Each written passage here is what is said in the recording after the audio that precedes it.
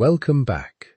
Tonight, I want to tell you about something that is inside you right now. Something so ordinary that you have probably never thought about it. Something that sits on the surface of your red blood cells, silent and invisible, carrying a story that began millions of years before you were born. I want to tell you about your blood type. There are roughly 8 billion of us walking around on this planet right now. We eat, we sleep, we breathe, we bleed. And when we bleed, almost all of us carry one of just 4 basic blood types. A, B, AB, or O. Maybe you know yours. Maybe you had it written on a card at some point, or a doctor mentioned it once, or you saw it on a form before surgery. If you do know it, hold that in the back of your mind for a moment, because here is the question that quietly sits underneath all of medicine, underneath evolutionary biology, underneath thousands of years of human history. Why? Why do blood types exist at all? We are one species. We share something like 99.9% of our DNA with every other person on Earth. We came from the same small group of ancestors in Africa. We went through the same bottlenecks, the same ice ages, the same migrations. And yet, right there on the surface of your red blood cells, you carry a molecular signature that is genuinely different from the person sitting next to you. Not just slightly different. Different in a way that if a doctor gives you the wrong blood in a transfusion, your immune system will treat it like an invasion and try to destroy it. Different in a way that shaped which diseases your ancestors survived and which ones killed them. Different in a way that has been carried forward across hundreds of thousands of years of human evolution and is still sitting inside your veins right now. That is not a small thing. That is one of the stranger facts about being human, and most of us walk around never thinking about it for a single second.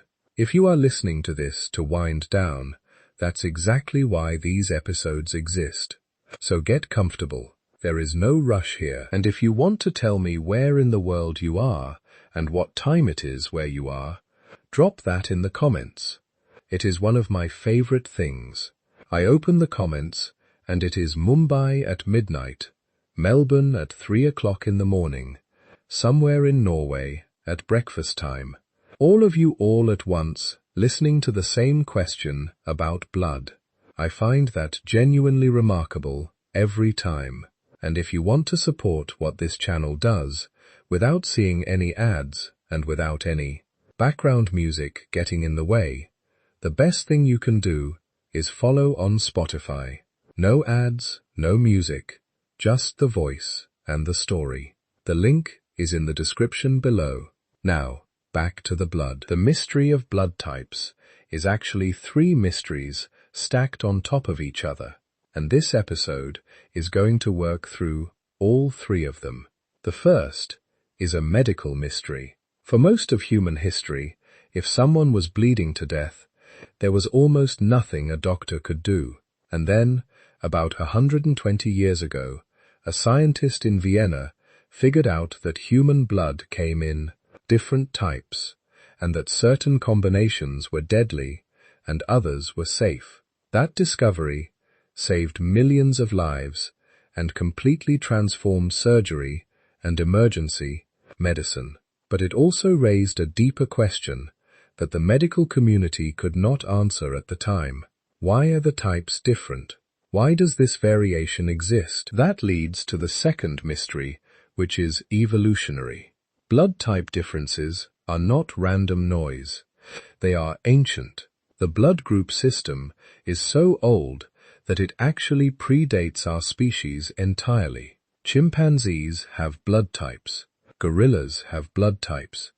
Some of the same molecular differences we carry in our veins today were already present in primate populations millions of years before modern humans existed.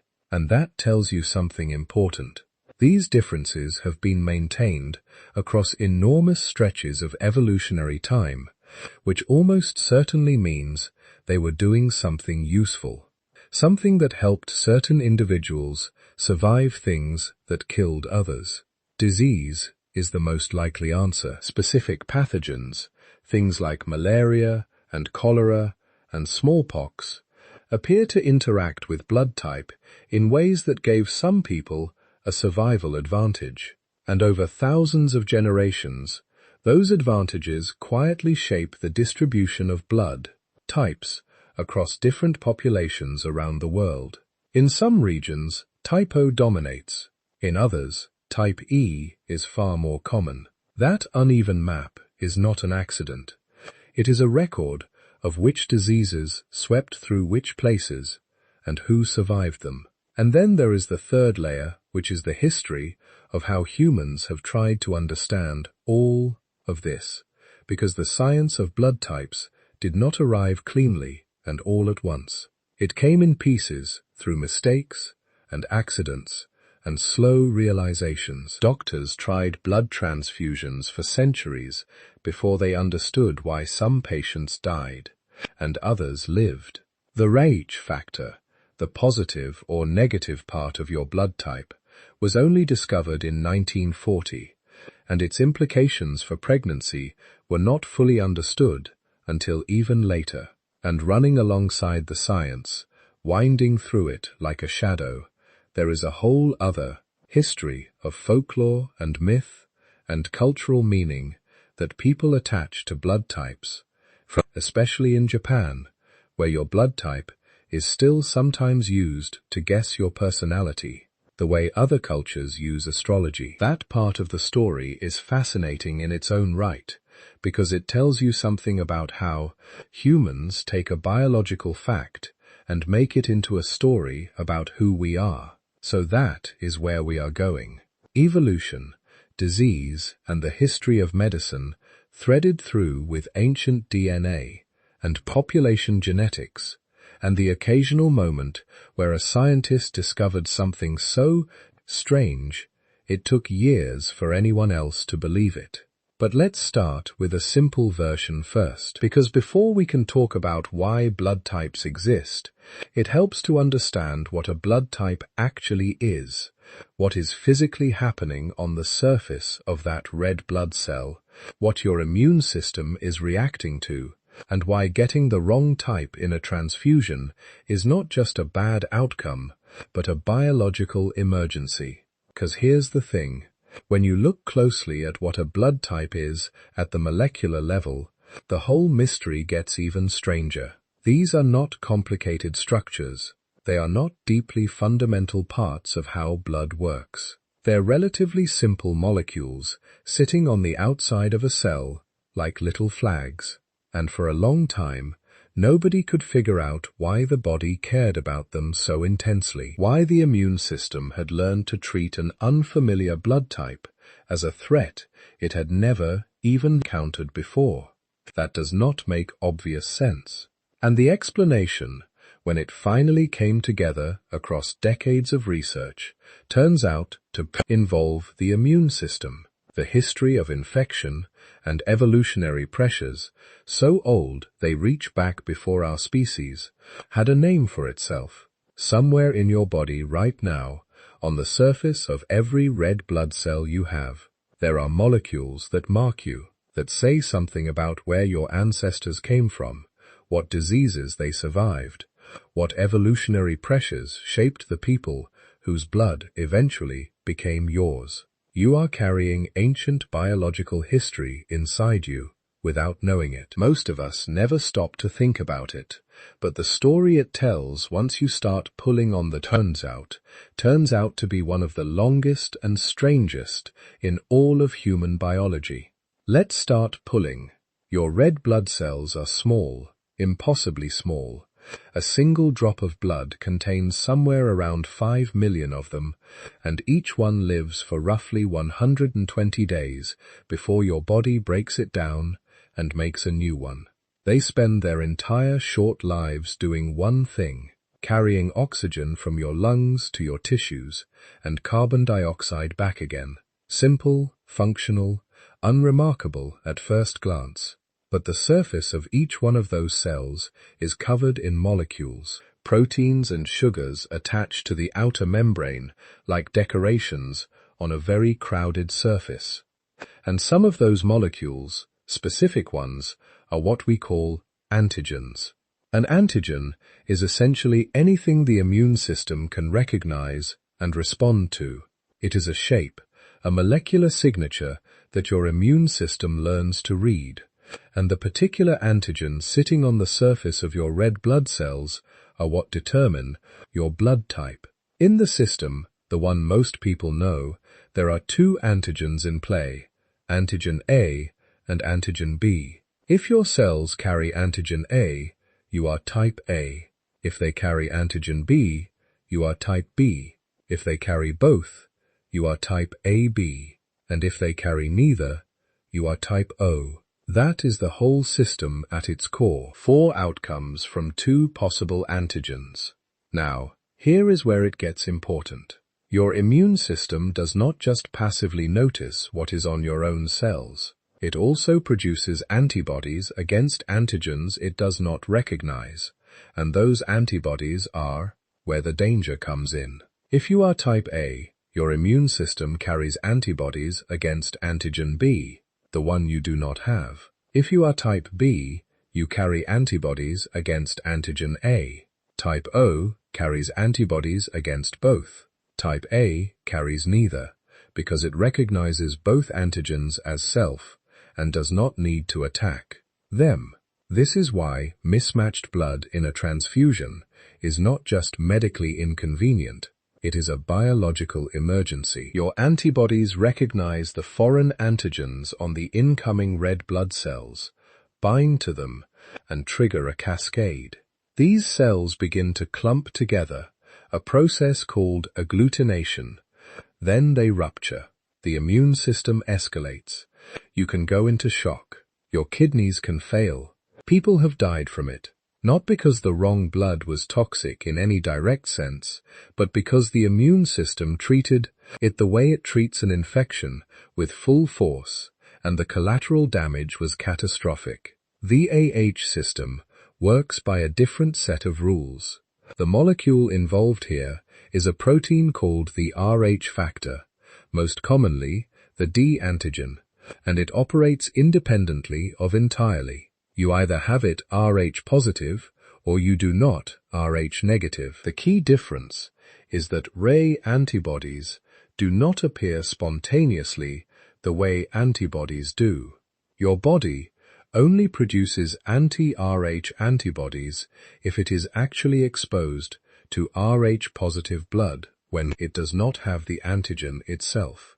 That first exposure may cause little obvious harm, but the immune system remembers, and a second exposure can trigger a severe reaction. This is especially significant in pregnancy, where an Rh negative mother carrying an Rh positive baby can develop antibodies that cross the placenta in subsequent pregnancies, and we'll get into exactly why that matters in more detail later. The point is that and Rh are not the same system, do not involve the same molecules, and carry different kinds of risk. They just happen to get reported together on the same blood type card. What blood types are not, and it is worth saying this clearly, is a window into your personality. The idea that blood type predicts whether you are creative or disciplined or difficult to get, along with, has no biological basis. Red blood cell antigens do not cross into the brain.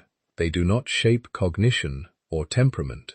That is folklore, and we will look at how that folklore developed and why it took hold in certain cultures. But it is not biology. What blood types are biologically is an example of what geneticists call a polymorphism, a trait that exists in multiple stable versions within a species at the same time. Polymorphisms are interesting precisely because they persist. Natural selection tends to push populations toward whatever version of a trait is most advantageous and eliminate the others. When a species maintains multiple versions across long spans of time, it usually means the different versions are doing something, surviving different pressures, conferring different advantages in different contexts. And that is the clue buried inside the existence of blood types. We can often make educated proposals about what those pressures were. Pinning them down exactly with certainty turns out to be much harder than it sounds. Once you know all of that, the neat categories, the antibodies, the agglutination, it is very easy to forget that for most of medical history, no one had any idea any of this existed. Blood was a symbol, a humoral fluid, a kind of essence. It was not a precisely defined tissue with invisible molecular identities.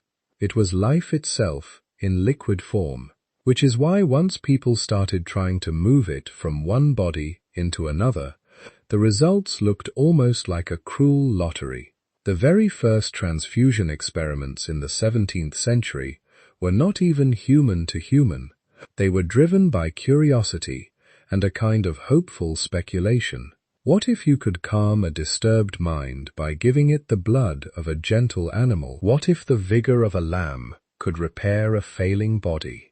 Physicians and natural philosophers in France and England bled dogs and sheep and tried pumping their blood into other animals and eventually into humans. Sometimes the subject survived and appeared to recover from whatever condition they had. Sometimes they became violently ill or died. No one could predict which way it would go because no one knew they were playing with immune systems. They were looking at a dark stage and only seeing what the candlelight of clinical observation could reveal. A pulse, a skin tone, a breathing pattern. If a patient woke up feeling better, the transfusion was praised. If they died, the transfusion was blamed. There was no way to separate in any rigorous sense what the blood itself was doing from what the underlying illness or the crude equipment or simple bad luck was doing. After a few spectacular failures, European authorities grew uneasy. Transfusion trials were restricted or banned. For almost 2 centuries, the idea mostly went quiet. Physicians kept bleeding patients the old-fashioned way, taking blood out rather than putting it in, because that fit their theories about balancing humors. If someone lost a dangerous amount of blood in childbirth or in an accident, there was not much anyone could do. You hoped the bleeding stopped. You waited. Sometimes the patient survived. Often they did not. The problem was not that earlier doctors were careless. Many of them were meticulous observers. They kept careful notes. They agonized over every death, but all they could see were patterns on the surface. Some patients seemed to tolerate transfusions from certain donors better than others. Animal blood usually went badly, though not always immediately. Even human blood gave mixed results. 2 desperately anemic patients, same hospital, same doctor, apparently similar conditions. One received blood and recovered. The other received blood and went into convulsions, passed dark urine, developed fever and pain, and died within hours. To us, with our charts of AB, and O, this looks obvious in retrospect. Donor and recipient were probably incompatible. The recipient's antibodies attacked the transfused cells, clogged the kidneys, triggered shock. But to a 19th century physician, there was no such framework. They might note that the blood seemed to disagree with the patient and move on, unsure whether the problem was the donor, the disease, the timing, or some intangible quality of the patient's constitution. And yet underneath the confusion, patterns were slowly emerging.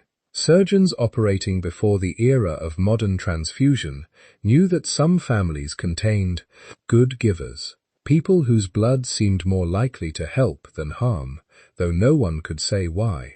Midwives and obstetricians saw the same. A woman, hemorrhaging after childbirth, might be saved by blood from her sister, but not from her husband. The outcome seemed almost superstitious, as if compatibility were a matter of fate or character. Clinical observation was ahead of understanding. Doctors could describe what was happening in excruciating detail. They could not explain it. They recorded temperatures spiking after transfusion, urine turning red or brown, patients complaining of heat and anxiety, of crushing pain in the back and chest. They saw that these reactions tended to occur quickly, often within minutes.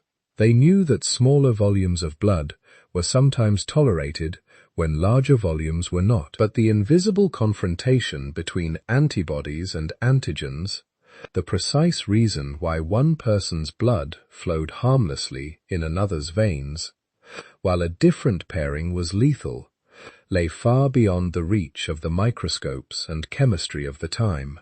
The stakes were especially clear in three settings: war, childbirth, and surgery. On battlefields, surgeons watched young, otherwise healthy soldiers bleed to death from injuries that might have been survivable if their circulating volume could be restored. During childbirth, obstetricians saw the same thing in civilian life. A complication, placenta previa, uterine, a tear could turn a routine delivery into a crisis within minutes. In the operating theater, as surgical techniques improved and more ambitious operations became possible, the limiting factor was often blood loss. You could remove a tumor, repair a wound, or attempt to fix an aneurysm.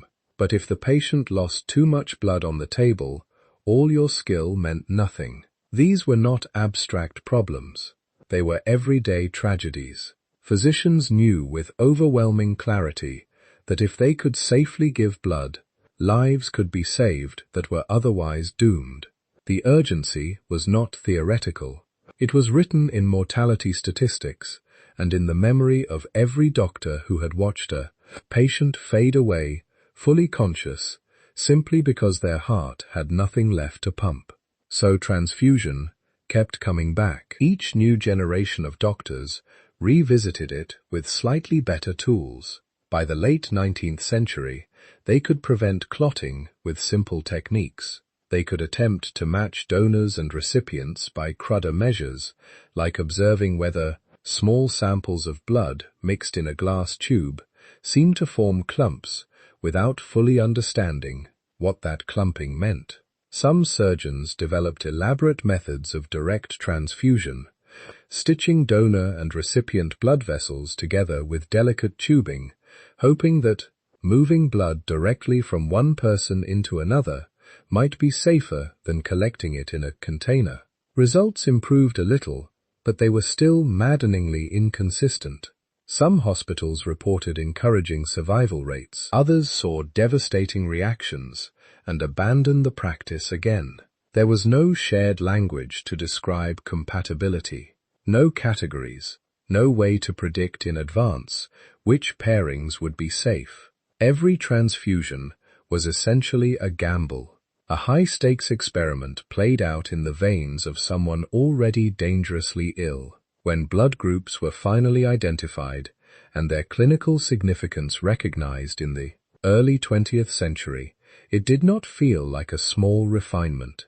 It felt like someone had quietly turned on the lights in a room where medicine had been stumbling in the dark for decades. The idea that blood could come in distinct types, defined by specific inheritable traits on red blood cells, suddenly made sense of that long history of chaotic results. The good givers and bad reactions were no longer mysterious quirks. They were consequences of antigen patterns and antibodies that could be measured, named, and crucially avoided. Transfusion, once a desperate last resort, became something that could be planned. Instead of hoping that donor and recipient would be lucky, doctors could test their blood in advance, see whether it reacted, and match them according to known rules. War medicine changed, obstetrics changed, surgery changed, Mortality from hemorrhage began to drop, and the same molecular differences that had quietly divided humanity into A, B, AB, and O for hundreds of thousands of years suddenly acquired a very immediate meaning at the bedside. Who could safely receive whose blood? But acceptance was not instant. Medicine rarely shifts all at once. Some clinicians were skeptical. Others lacked the resources or training to implement typing and cross-matching consistently. Different hospitals adopted the new methods at different speeds. For years, there was a patchwork of practice. Some institutions meticulously typed every patient. Others still relied on rough visual tests or nothing at all. Each transfusion pushed the profession one way or another. A successful, well-matched transfusion encouraged adoption. A fatal mismatch in a place that had ignored the new knowledge was a grim reminder of what was at stake. Over time, the evidence accumulated. Typed and cross-matched transfusions produced dramatically fewer reactions. Blood banks began to form. Standard protocols spread through military medicine, then into civilian hospitals. What had once been an uncertain, almost magical intervention became a routine part of care, grounded in reproducible science. And underneath that transformation, the same question that opened this story remained. Why do these blood types exist in the first place? The discovery of, and later Rh, turned transfusion from a gamble into a planned procedure. But it also revealed just how deeply structured our blood really is. And it raised a new mystery. If these tiny differences could mean the difference between life and death on the operating table, what have they been doing across the long sweep of human evolution?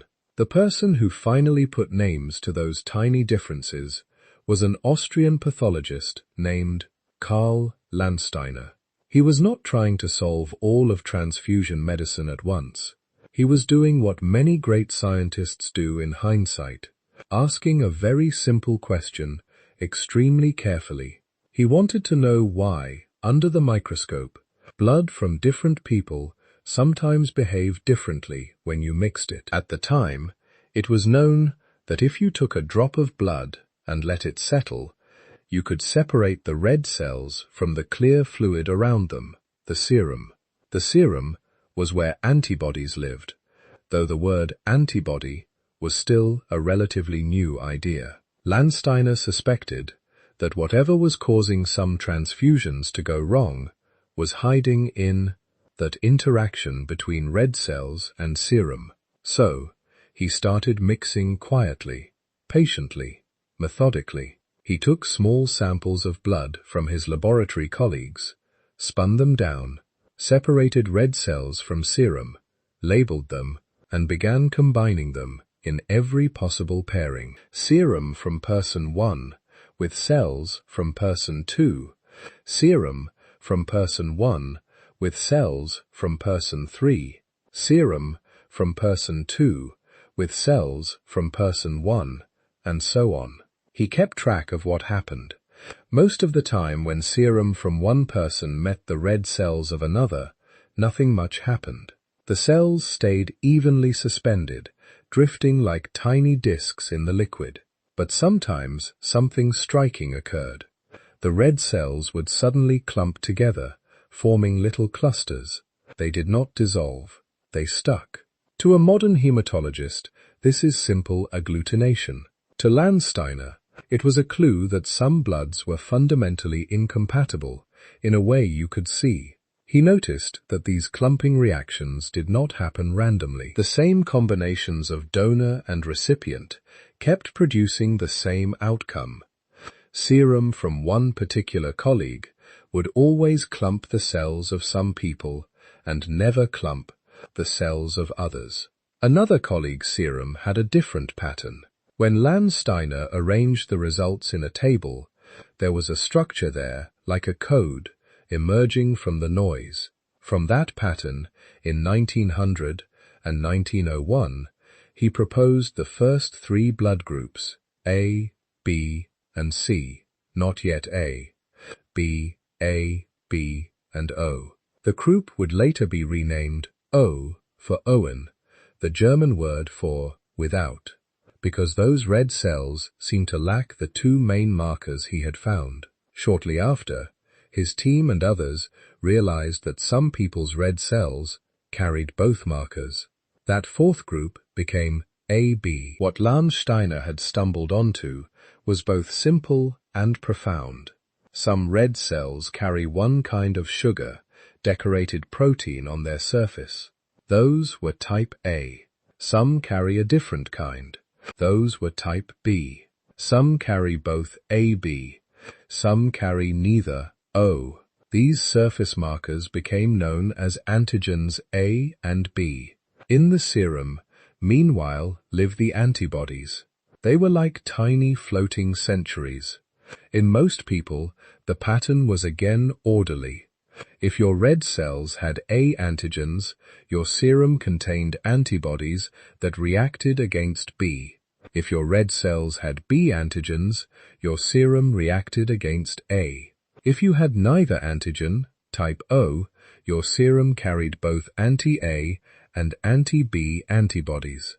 If you had both antigens, type AB, your serum carried neither. This is why the clumps appeared in Lell-Steiner's bowls and tubes. When a person's serum met red cells carrying an antigen, that person didn't have and had antibodies against the antibodies latched onto the foreign antigen. Each antibody can bind more than one cell, bridging them together, many bridges at once, and the cells knit into visible clumps, agglutination, under the microscope. It looked almost gentle, like snowflakes gathering into drifts. In a living body, in the wrong veins, it could be lethal. The rules that students memorize today can receive from A and O, B from B, and O, AB from everyone. O, only from O, are just a tidy way of summarizing those simple antibody-antigen relationships. If you give someone blood whose antigens their serum is ready to attack, you're setting up that clumping reaction inside their circulation. The transfused cells break apart, release their contents, clog tiny vessels, and strain the kidneys. Shock follows. The patient can die. If, on the other hand, you give someone blood whose cells carry no antigens that their antibodies can recognize, the transfused cells slip into the bloodstream quietly, like guests who have been properly introduced. Type O red cells, in the sense, are in that position for most recipients. They carry neither A nor B antigens. So even if the recipient has anti-A or anti-B or both, there is nothing for those antibodies to grab onto on the donated cells. This is why O so quickly gained a reputation as the universal donor. In the emergency setting, when there is no time to carefully type and cross-match, type O red cells can often be given more safely than unknown AB or AB.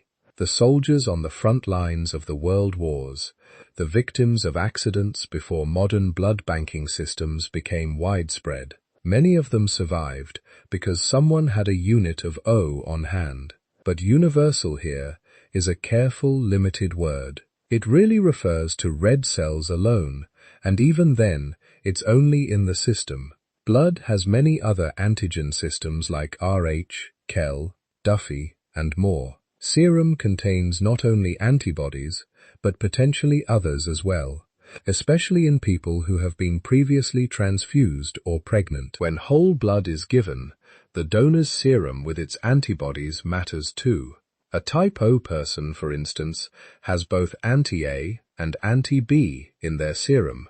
If you transfuse large amounts of their whole blood into a type A recipient, those donor antibodies could attack the recipient's own red cells. This is why modern transfusion medicine is precise. In routine practice, people receive packed red cells, plasma, or platelets separately. Each component is matched not just for, but when possible, for several other antigens. The old idea of a single kind of blood that anyone can safely receive has given way to a more nuanced picture. Type O red cells are widely useful. Type AB plasma, which contains no anti-A or anti-B antibodies, is in some ways the universal plasma. But every pairing is still evaluated in context. Landsteiner's original work, however, did something perhaps even more important than providing practical rules. It revealed that these types were not rare oddities. When other researchers began to test large numbers of people, they found that all 4 groups were common. Their frequencies varied, but no population was entirely one type. In some parts of Europe, A was particularly common. In others, B was more frequent. Among many indigenous groups in the Americas, O dominated. In parts of Asia, the distribution of AM looked different again. It was as if Landsteiner had drawn the first simple map, and then more data points filled in the coastlines and mountains. Each community, each region had its own pattern of A, B, and O. Those patterns were not random. They reflected deep histories of ancestry, migration, isolation, and mixing. Later, as anthropologists and geneticists joined the story, frequencies became one of the tools for tracing human population movements alongside languages, artifacts, and eventually DNA sequences. But the map raised an evolutionary puzzle. In a small, isolated population, it is easy for one genetic variant to drift to high frequency, or even to become fixed just by chance. Over long stretches of time, you might expect one blood type to become overwhelmingly common, or other types to fade away, especially if they carried any disadvantages. Yet around the world, all 3 main alleles that create the system A, B, and O have persisted for hundreds of thousands, perhaps millions of years. No single one has quietly erased the others. That persistence is the real mystery Landsteiner uncovered, even if he did not frame it in those terms. What has kept A, B, and O all in circulation in different proportions in so many human groups, and in other primates as well? Why should natural selection tolerate, and in some places even favor, such variation, instead of pushing us all toward a single optimal type? The answer, as far as we can tell, does not lie in transfusion at all. For almost all of evolutionary history, no one was swapping blood between individuals. Whatever forces were shaping frequencies had to be acting in the ordinary business of life: infection, reproduction, diet, the constant, quiet negotiation between host and environment. Once Landsteiner had shown that blood types were real, inheritable traits, the next step was to ask what they were for, if anything, beyond confusing early transfusionists. The clues to that deeper story begin with another discovery made only a few decades later on the surface of the very same red cells. The next clues came from a different set of tiny markers on the red cell surface discovered in the 1940s. By then, scientists were used to the idea that antigens mattered for transfusion, but patients were still having mysterious reactions even when the match was perfect. Something else was hiding in the membrane of those cells, something Landsteiner had missed in his original work. This new system came to be called Rh after the rhesus, macaque monkeys used in some of the early experiments. The name is a historical accident. The most important antigen in this system, the one people usually mean when they say Rh positive or Rh negative, is a particular protein called D. If your red cells have the D antigen, you're Rh positive. If they don't, you're Rh negative. This R8D protein is not a decorative sugar like A and B.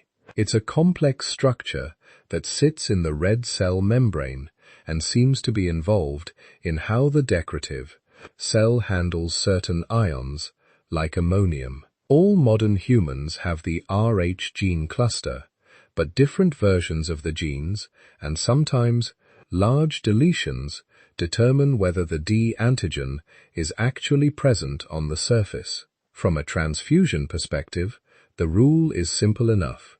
An Rh negative person has no D antigen. If they receive Rh positive blood, their immune system can recognize that D protein as foreign and over time make antibodies against it. Once they have those antibodies, anti-D, any future encounter with depositive red cells can trigger a rapid and sometimes dangerous immune reaction. So, in modern blood banks, you match people for Rh at a minimum. A person who is O negative, for example, lacks AB and D antigens. Their red cells can be given in emergencies to a wide range of recipients. But for evolution and for the history of ordinary lives, the Rh story turned out to be most important, not in transfusion rooms, but in pregnancy. Unlike antibodies, which most people develop very early in life, probably through exposure to gut bacteria that mimic A and B antigens, anti-D antibodies usually do not appear unless the immune system has been clearly exposed to the D antigen. That exposure often happens during childbirth. Imagine a woman who is Rh negative. Her red cells carry no D antigen. Now imagine that her partner is Rh positive, and that the fetus they conceive inherits the D antigen from the father. The baby growing in her uterus is Rh positive. For most of the pregnancy, mother and fetus do not mix large amounts of blood. Nutrients, gases, and waste cross the placenta, but red cells mostly stay on their own sides. Still, pregnancy, and especially birth, are not perfectly sealed processes. Tiny leaks happen during delivery, or if there is trauma, or sometimes even in late pregnancy. A small number of fetal red cells can cross into the mother's circulation. To her immune system, those D-bearing cells are unfamiliar. They carry a protein her own blood does not. The first time this happens, there is usually no immediate catastrophe. Instead, her immune system does something that is both ordinary and, in this context, quietly dangerous.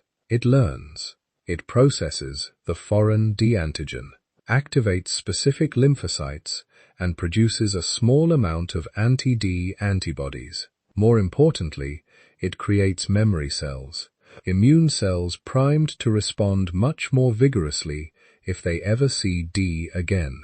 This process is called sensitization. It is the same basic principle that makes vaccines work. The first exposure creates a memory, so that future exposures are met with a rapid, strong response. In infections, that is protective. In Rh incompatibility, it sets a trap for future pregnancies. Now picture a second pregnancy. The same Rh negative mother conceives another Rh positive fetus. For many months, things may seem outwardly normal. Inside, however, the mother's immune system is different from what it was the first time. It remembers D. Very small amounts of fetal blood crossing the placenta are enough to wake those memory cells. They begin producing anti-D antibodies in large quantities. Antibodies are small. They can cross the placenta easily. When they do, they meet the fetal red cells in their own circulation. And this time, unlike in Landsteiner's laboratory bowls, the clumping is only part of the story. Anti-D antibodies coat the fetal red cells and mark them for destruction in the fetal liver and spleen. The baby's body tries to compensate, making more red cells, even pushing immature cells into the bloodstream, but the balance can tip. The result is hemolytic disease of the newborn, sometimes called erythroplastosis for Talis in older texts. Hemolytic because red cells are being broken apart. Erythroblastosis because many immature red cell precursors appear in the blood as the body desperately tries to keep up. In severe cases, the fetus can develop profound anemia, swelling, heart failure, and without intervention, die before or soon after birth. It is an immune memory problem stretched across pregnancies. The first rosative child of an Rh-negative mother is often unaffected. It is their existence and the fetal cells that escape during their birth that primes the mother's immune system. It is the second, third, or later Rh-positive child that bears the brunt of that memory. Before the mechanisms were understood, this pattern showed up in heartbreaking statistics. In some families, first babies would be healthy while younger siblings were still born or died in the first days of life with jaundice and anemia.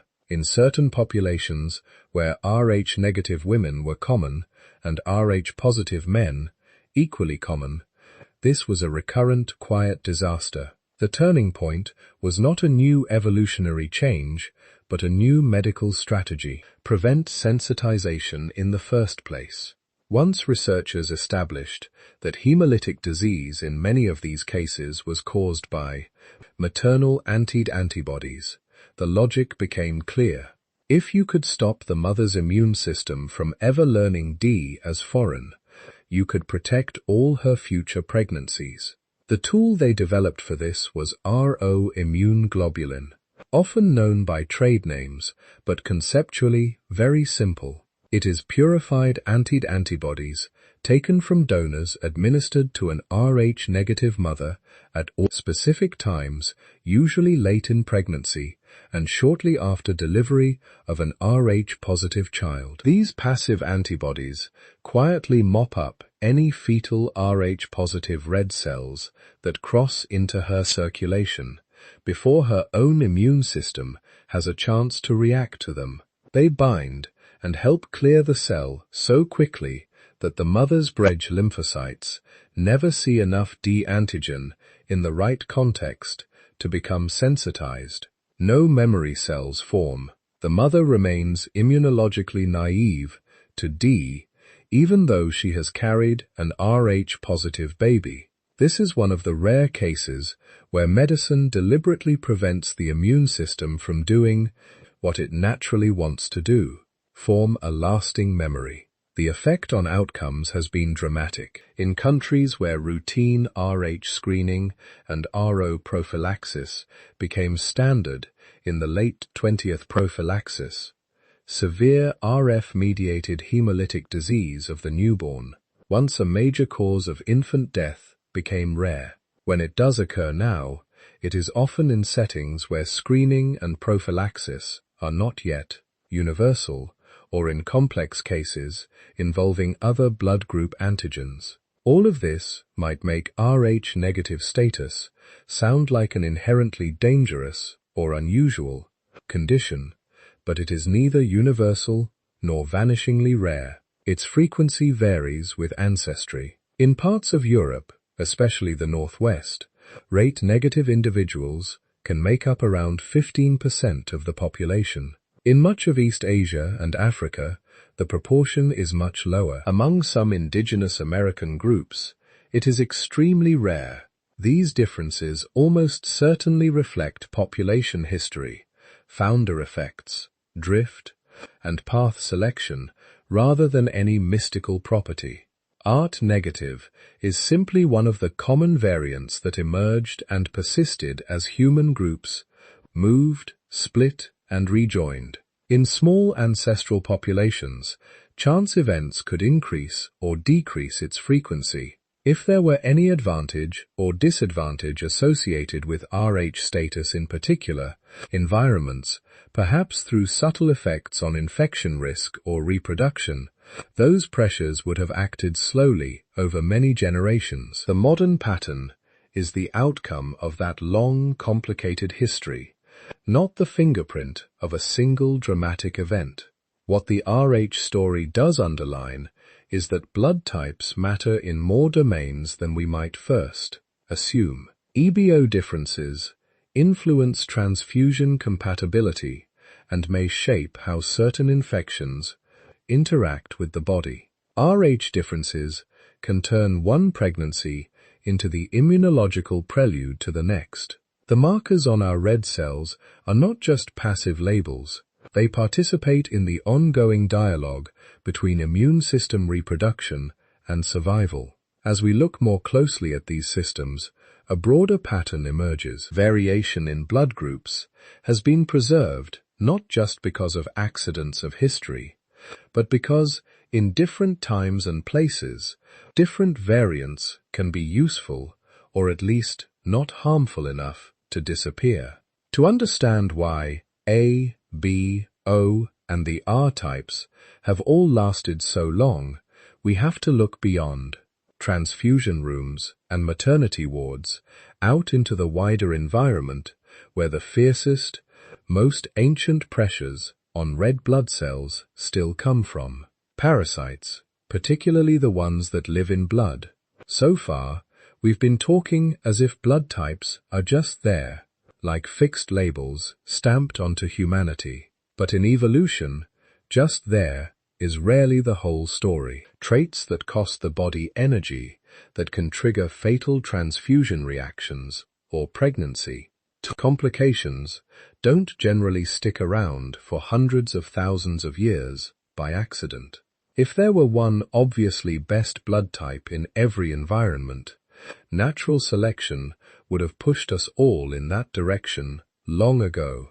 Yet when researchers look at human populations, they keep seeing the same thing: multiple blood group variants at substantial frequencies in almost every region that's been well studied, not just for and Rh, but for dozens of other systems too. In evolutionary biology, that kind of persistent variation has a name. It's called a polymorphism, and the fact that it persists generation after generation begs a deeper question. Why hasn't evolution simply picked a winner and erased the rest? One of the main answers biologists have arrived at is something called balancing selection.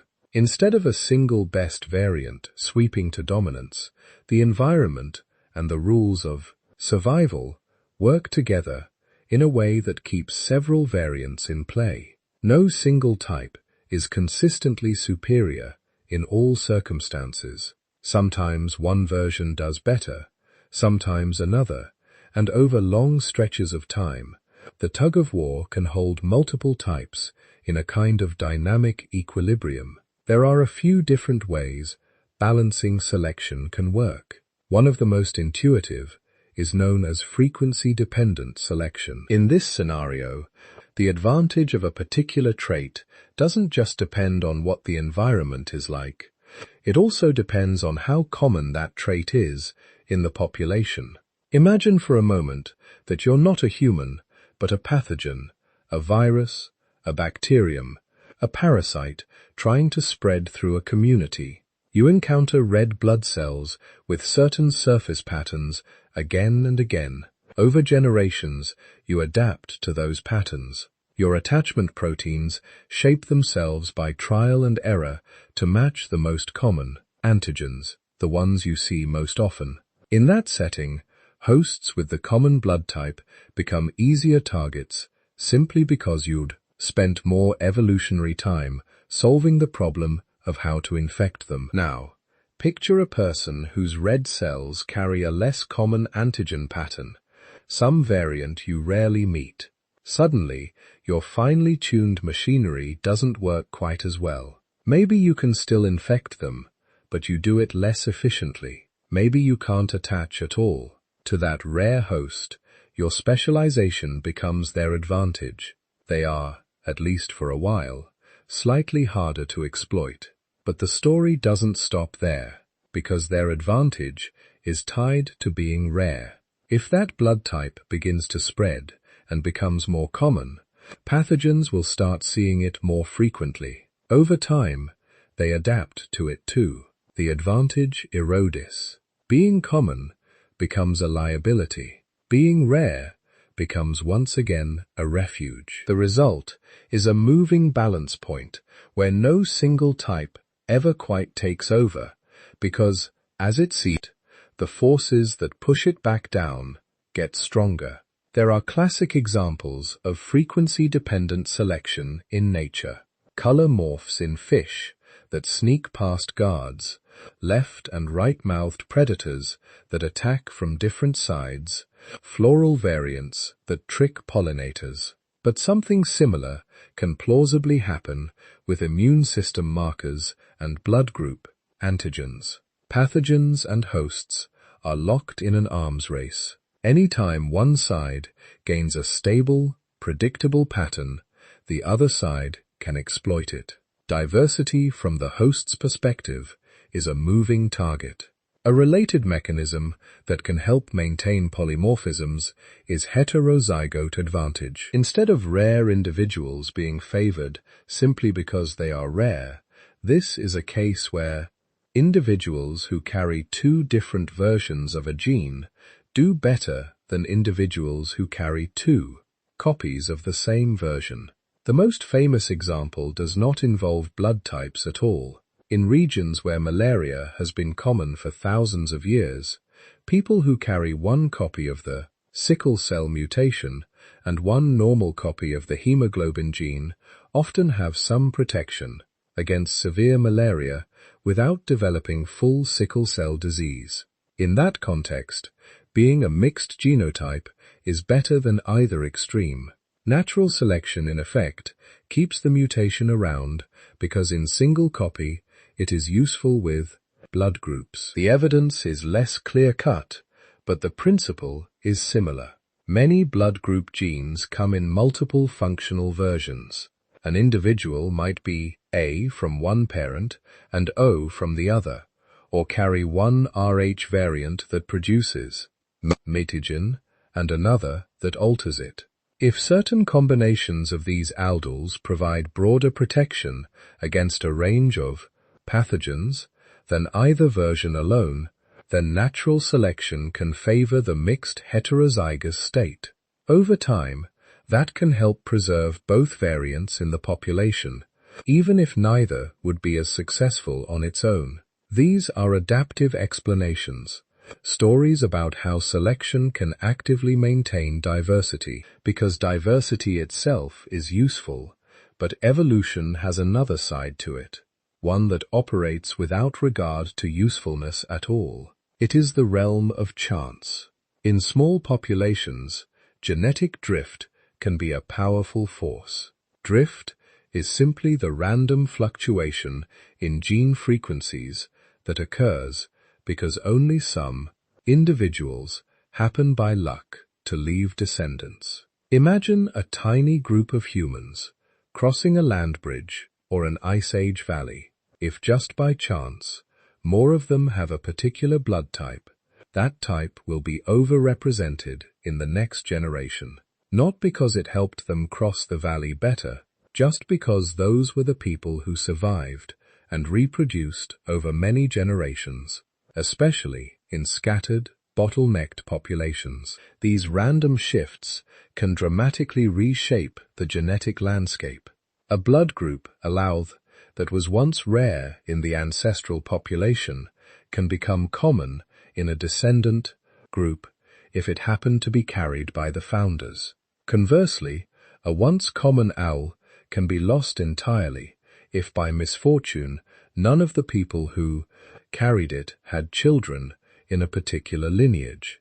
This is what geneticists mean by founder effects, the lasting imprint of those first few individuals who started a population in a new place. When we see that Rh negative is more frequent in parts of Europe than in East Asia, or that certain patterns cluster in particular indigenous American groups, we are looking not only at ancient battles with pathogens, but also at the ghosts of small migrating bands, of villages founded and lost, of lineages that expanded or dwindled for reasons that had little to do with blood.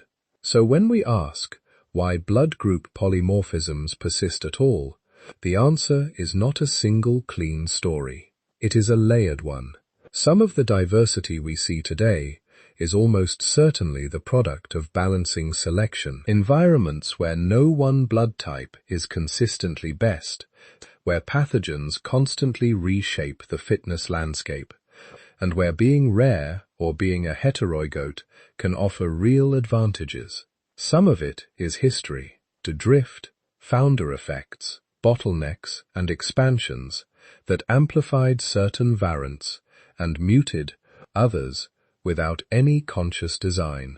And sitting at the intersection of these forces are the pressures we can actually study most directly. Infectious diseases, parasites, bacteria, and viruses live and die on timescales much shorter than ours.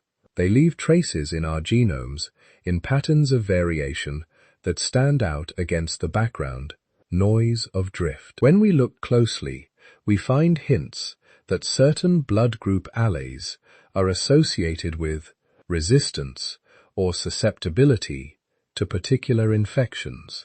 We can see in the distribution of those alleles shadows of past epidemics and local disease with ecologies. Among all the pressures that could have shaped blood group diversity, diet, reproduction, climate, pathogens turn out to be some of the most powerful and testable. They attack the very cells that carry these antigens. They interact directly with the immune system that reads those molecular signatures. In the next part of this story, we'll follow them into the bloodstream to one of the most relentless and ancient enemies of human survival, and to a region of the world where your blood type could mean the difference between life and death.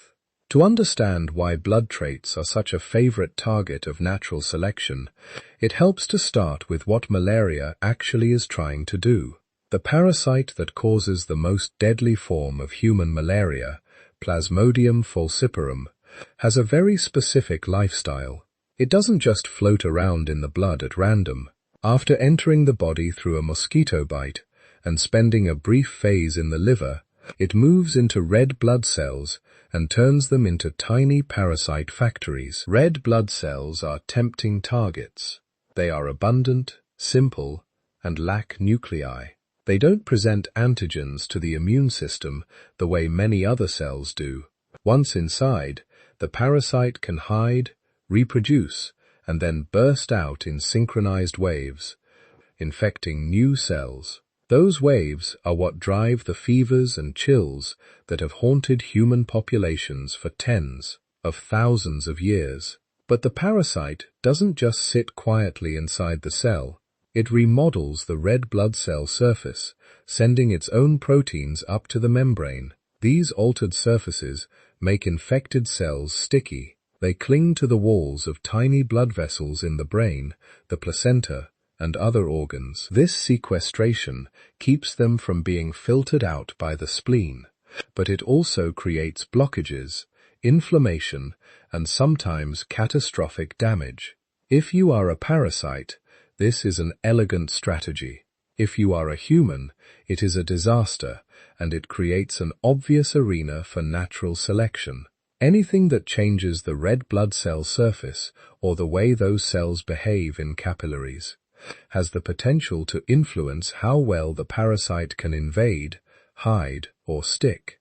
That is why so many of the clearest examples of recent human evolution involve red blood cell traits in malarial regions. But here, we have to be careful. Not all of those traits have much to do with, or some of the best documented malaria-related variants are almost household names.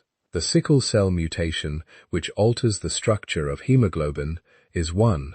People who inherit 2 copies of the mutation often develop sickle cell disease, a serious and painful condition. But people who inherit just one copy in many African populations have a measurable reduction in the risk of severe malaria. Their red blood cells are just off enough under low oxygen conditions to interfere with the parasite's life cycle. Another example is the Duffy blood group, a different system from or Rh. In much of Western Central Africa, a particular version of the Duffy gene leads to red cells that don't express the Duffy antigen on their surface. One species of malaria parasite, Plasmodium vivax, uses that antigen as a doorway. In people with the Duffy negative type, that doorway is essentially gone, and infection becomes much harder. The very high frequency of Duffy negative in these regions looks like a textbook case of intense selection by malaria. There are others, glucose 6-phosphate dehydrogenase deficiency, and more subtle changes in red blood cell shape and metabolism. Collectively, they paint a clear picture. Malaria has been one of the dominant selective pressures on human blood physiology. Where does fit into this? The system changes the sugar structures displayed on the surfaces of red blood cells and some other tissues. Those sugar patterns, the A and B antigens, can be recognized by antibodies, and they can also be recognized by pathogens. It is reasonable to ask whether malaria parasites see and respond to those patterns. The evidence here is more nuanced than in the Duffy or sickle cell stories. Many studies, especially in parts of Africa and Asia where falciparum malaria has been intense, have tried to see whether certain types are overrepresented among severe cases. Some, though not all, have found that people with blood group O appear to have a lower risk of the most dangerous forms of falciparum malaria, such as cerebral malaria and severe anemia, compared to people with A or AB. One proposed mechanism involves those sticky red blood cells. When falciparum parasites remodel the red cell surface, they can make infected cells stick to each other as well as to blood vessel walls. In the lab, red cells from no individuals tend to form tighter clusters or rosettes around infected cells than O cells do. Larger, stronger rosettes are thought to clog vessels more easily, potentially contributing to severe disease. If that lab effect plays out in real infections, it could mean that in a heavily malarial environment, being type O gives a modest edge against the worst outcomes, not necessarily against infection itself, but against dying from it. In such a scenario, O might be slightly favored where falciparum has been intense for thousands of years. But the story is not simple, and it is not settled. Not all studies find the same patterns. Some show a protective effect of O in one region and not in another. Some find that A is associated with more severe disease in certain populations, while others find only weak or no associations. Many of the studies involve relatively small sample sizes, or they focus on hospital cases, which may not represent the full spectrum of infection in the community. Even where a signal is fairly consistent that O is underrepresented among the most severe falciparum cases in a given region, the effect size is usually modest. Having type O does not make someone immune to malaria. Many O individuals still become infected, and some still develop severe complications. Likewise, being type A or AB does not doom someone to a bad outcome. These are risk modifiers, not fate. There is also the question of trade-offs. A blood type that helps a little with malaria might make you slightly more vulnerable to another pathogen or to a different kind of disease. Some research suggests that nonotypes may have advantages in other contexts, such as certain bacterial infections or bleeding risks. The full picture is a web of interactions, not a single clean adaptation. What most researchers agree on is more general. Malaria has been with humans and our ancestors for a very long time. Mosquitoes capable of carrying malaria are ancient. The parasites themselves show deep evolutionary histories. For tens of thousands of years in tropical and subtropical regions, generation after generation of humans have faced this threat, often in childhood. Selection acting over that kind of timescale doesn't have to be dramatic in each generation to leave a mark. Even small differences in survival or fertility, repeated endlessly, can reshape gene frequencies. That is likely what happened with sickle cell and Duffy. It is plausible that more subtle shifts involving or other blood group systems also accumulated in certain regions. And this is where malaria intersects with the broader theme of polymorphism. If the parasite environment changes from place to place, different mosquito species, different plasmodium strains, different transmission intensities, and if various blood traits each confer small context-dependent advantages or disadvantages, then no single best blood type will win everywhere. Instead, different combinations will be favored in different settings. Add in genetic drift, founder effects, and other diseases that pull in opposite directions, and you get what we actually see, a patchwork of blood group frequencies shaped by overlapping histories. So, when we talk about malaria and blood types, it is tempting to reach for simple slogans. O is the malaria blood type, or this group is resistant. The reality is more measured. Some red blood cell variants show strong, clear protection and a heavy cost when inherited in proof. Others, seem to exert gentler probabilistic effects that vary with geography and pathogen ecology. The lesson, perhaps, is methodological as much as biological. Correlations in the data can point us toward mechanisms like resetting or invasion pathways, but they're not proofs of destiny. The red blood cell is a battlefield, but it is also a crowded marketplace of interacting traits. Malaria is a powerful force, but it is only one of many combatants shaping the patterns we carry in our veins. And malaria is not the only disease that may have nudged those patterns in different for use. In other parts of the world, far from the mosquito-filled wetlands of the tropics, other pathogens have left their own signatures on the system. To see that, we have to leave the bloodstream and move into the gut to a different kind of epidemic pressure. Diseases like cholera. If malaria turns red blood cells into a battlefield, cholera fights on a different front. It wages war on the lining of the gut. For most of human history, people didn't know the name cholera. They only knew what it did: sudden explosive diarrhea, unstoppable vomiting, and a terrifying loss of fluid. A person who seemed healthy in the morning could be dead by nightfall. Their body collapsed, their skin cold and shriveled from dehydration. In some outbreaks, entire neighborhoods emptied in days. The disease has probably been with humans in some form for a very long time. But it was in the 19th century, with the growth of dense industrial cities and global trade routes, that cholera announced itself to the modern world. It erupted out of the Ganges Delta in South Asia, followed shipping lanes, and turned into a serial killer of continents. London, Paris, Hamburg, New York, Cairo, St. Petersburg. Waves of epidemics hit again and again. Cholera became a classic case for studying why some people get sicker than others.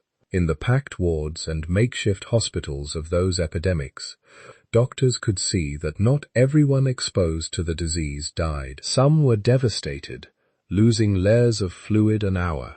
Others had milder illness, or none at all, even when they lived in the same crowded houses, drank the same contaminated water, and cared for the same patients. This unequal suffering raised an obvious question. Was there something intrinsic about the person?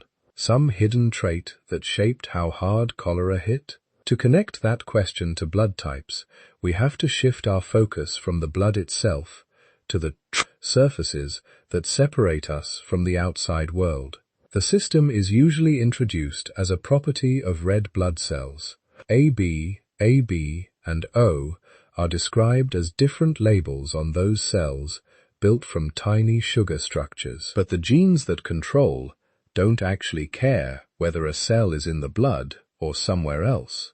They are enzymes that modify certain basic sugar chains, and wherever those sugar chains appear, the A and B enzymes can act on them. That means antigens show up not just on red cells, but on many other tissues, the cells that line blood vessels, the kidneys, and crucially for cholera, the epithelial surface of the intestines and other mucosal sites. In people who are secrets for another related gene system, these antigens are also present in saliva, mucus, and other bodily fluids. So when a pathogen arrives at a mucosal surface, say bacteria landing on the gut lining, this molecular landscape it encounters can differ subtly from person to person depending on their type. The same base structure may be decorated with an A sugar, a B sugar, both or left plain, as in type O. Cholera, caused by the bacterium Vibrio A, is especially relevant here because it is not usually the sheer number of bacteria that kills. It is the toxin they produce. Cholera toxin latches onto receptors on the surface of intestinal cells, gets taken inside, and then flips on a molecular switch that drives massive secretion of water and electrolytes into the gut. The intestine, which usually reclaims water, suddenly becomes a fire hose. If tiny differences in the sugars and proteins on those intestinal cells influence how well the toxin can bind, they might influence how far that disastrous process runs. In the late 20th century, as blood typing became routine and cholera remained endemic in parts of South Asia and elsewhere, researchers started to look closely at whether type correlated with disease severity. They weren't asking who got infected, because in many outbreaks, almost everyone exposed seems to carry at least some bacteria. They were asking who landed in the most severe category: the people who needed intravenous fluids, who collapsed, whose lives hung on the speed of rehydration. Repeatedly, especially in places where cholera is long established, one pattern kept showing up. Individuals with blood group O often seemed more likely to experience severe dehydrating cholera than individuals with A or B. Not in every study, not identically in every outbreak, but often enough and with enough consistency in some regions that it drew attention. In Bangladesh, for example, several investigations over multiple epidemics have reported that among hospitalized cholera patients, type O is overrepresented, while among infected people with mild or no symptoms, nonotypes appear more common. Similar trends have been described in other endemic areas. It is important to be cautious here. Cholera outbreaks are shaped by many things: the strain of Vibrio involved, the background health and nutrition of the population, patterns of immunity from earlier exposures, and simple chance. Not every study finds a strong effect, and some show only modest differences. As with malaria, these are risk gradients, not firm destinies. Type O people can have mild cases. Non-O people can become desperately ill. Still, the signal is intriguing enough that scientists have tried to understand why it might exist. At the molecular level, choletoxin uses a specific handle to grab onto intestinal cells, a component of a ganglioid molecule called GM1. This is not itself an antigen, but the broader membrane environment, the neighborhood of lipids and sugars around GM1, can vary depending on which modifications are present. One plausible hypothesis is that in type O individuals, where the A and B sugars are absent, the arrangement of GM1 and surrounding molecules makes it easier for cholera toxin to bind, tightly cluster its receptors, and trigger the full catastrophic signaling cascade. In individuals with A or B antigens on their gut cells, the extra sugars might subtly interfere with that process, changing the spacing of receptors or the way they move in the membrane enough to dampen the toxin's effect. Experiments in cell cultures and animal models offer some support for this idea. Cells engineered to express different antigens can show differences in how well cholera toxin binds or how strongly it activates signaling pathways. But these are models, simplified systems. Translating those findings into exact predictions about human disease severity in messy, real-world conditions is still an ongoing challenge. There is also a broader layer of interaction. ABO antigens on mucosal surfaces can influence the composition of the gut microbiome, the mix of commensal bacteria that live in the intestines. Some microbes stick more readily to certain sugar patterns and may help block pathogens simply by occupying space and consuming resources. If your type shapes which friendly bacteria thrive in your gut, it might indirectly affect how an invader like Vibrio behaves once it arrives. So we end up with a set of overlapping hypotheses. Cholera toxin may bind more efficiently or set off stronger signals on the intestinal cells of certain types. The surrounding microbiome may differ in ways that help or hinder the pathogen. Other genes, like the secret status of the FUT2 gene, add more layers. None of these mechanisms has been nailed down to the degree of certainty we have for, say, the Duffy, negative protection against one kind of malaria. But together, they sketch a plausible map of how cholera and might be connected.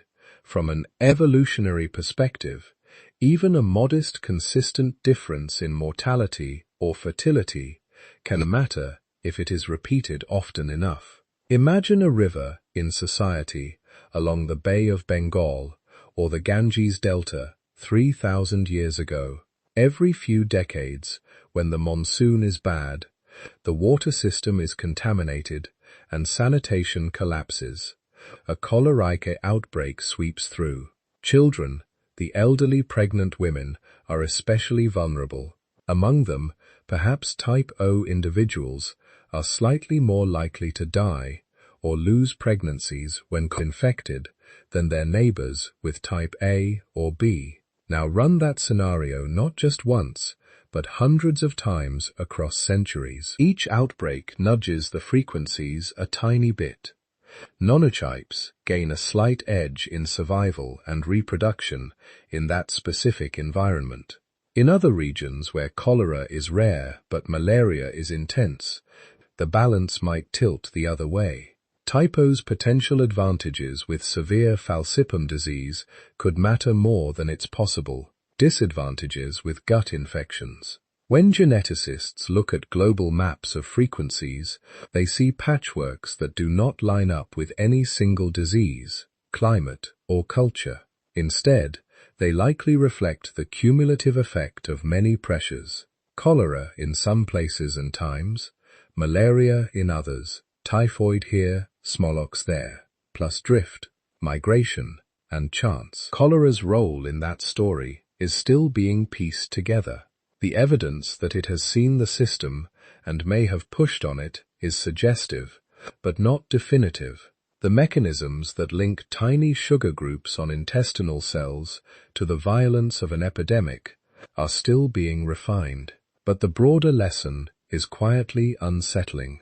The difference between type O and type A, between one sugar decoration and another, feels vanishingly small at the scale of a molecule. Yet in the middle of a 19th century slum or a modern refugee camp with contaminated water, That tiny variation might change how long you have to reach clean fluids, how likely you are to survive the night.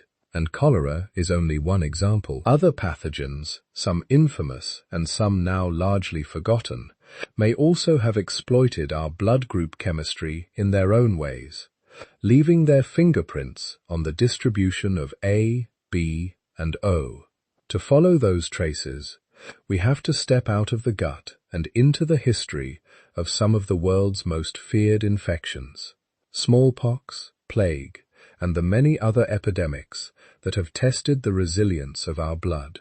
When historians list the great killers of the last few thousand years, cholera is only one line in a grim catalogue. Smallpox, plague, typhoid, influenza, measles, tuberculosis. Again and again, new or newly empowered pathogens have swept through human populations, reshaping societies and leaving demographic scars that can still be seen in records, ruins, and sometimes in our genes. From the perspective of a geneticist, each of these episodes is not just a tragedy, it is also coldly a selection event. Whenever a disease is common enough, deadly enough, and persistent enough, it has the potential to favor some genetic variants over others. Not in a simple conscious way, but through the brutal arithmetic of survival and reproduction. If people with a particular variant are just a little less likely to die young, or a little more likely to have surviving children, that variant can slowly rise in frequency over generations. This is why researchers keep turning back to blood groups when they think about historical epidemics. The system and related blood group genes are easy to type, vary dramatically across populations, and sit right at the interface between our cells and the microbes that try to exploit them. If any part of our genome has been pushed around by repeated waves of infectious disease, is a prime candidate. One of the most intensively studied suspects in this story is smallpox. For at least 1,000 years, and probably longer, smallpox was one of humanity's most reliable executioners. In some societies, it killed 1 in 3 children who caught it. Those who survived often carried deep, pitted scars and sometimes blindness for the rest of their lives.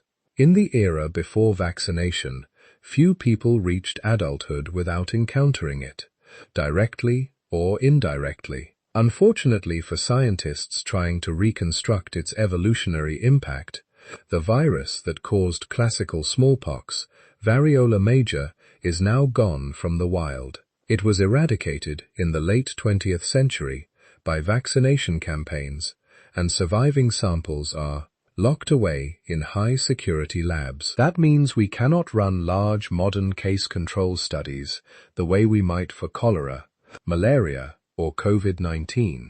Instead, researchers have had to be creative.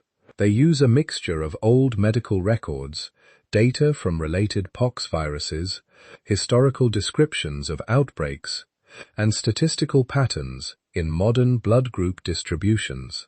As early as the mid-9th century, some physicians noticed hints that blood type might influence how people responded to smallpox vaccination or to natural infection. A few early studies suggested that individuals with type A might develop more severe skin reactions to certain pox viruses, while those with type O or B had milder courses. Others reported different or weaker trends or none at all. Why the inconsistency? Partly because the data were messy. Many of these studies were small, conducted under wartime or outbreak conditions, and used different criteria to define mild versus severe. They often lacked detailed information on age, nutrition, prior immunity, and co-infections, factors that can heavily shape how any infection plays out. More recently, as genetic tools improved, some population-level analyses found signals that parts of the genome around the region show signs of path selection that could, in principle, be related to pox virus exposure.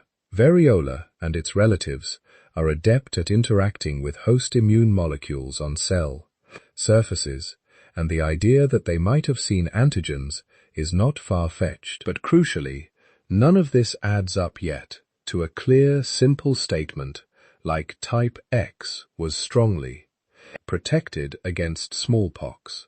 Instead, we have suggestive patterns, plausible mechanisms, and a lot of uncertainty.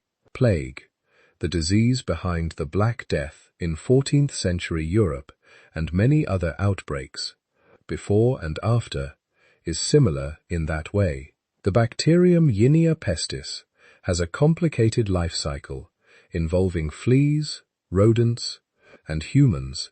When it spills over into people under the right conditions, it can cause extraordinarily high mortality in a short time. In some medieval European towns, half or more of the population may have died within months. This kind of shock is exactly the sort of event that could, in theory, reshape genetic variation, and indeed, modern studies have found signs of strong selection around certain immunoreated genes in Europeans that may date to the time of the Black Death.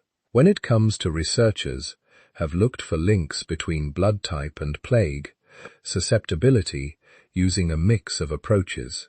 Some have analyzed records from later outbreaks when partial blood typing was available to see whether certain groups were overrepresented among the dead. Others have used modern data from regions where Yersinia pestis still circulates, comparing blood group frequencies in people with a history of plague exposure versus those without. A few laboratory studies have explored how Yersinia interacts with cells bearing different to surface sugars. The results are again mixed.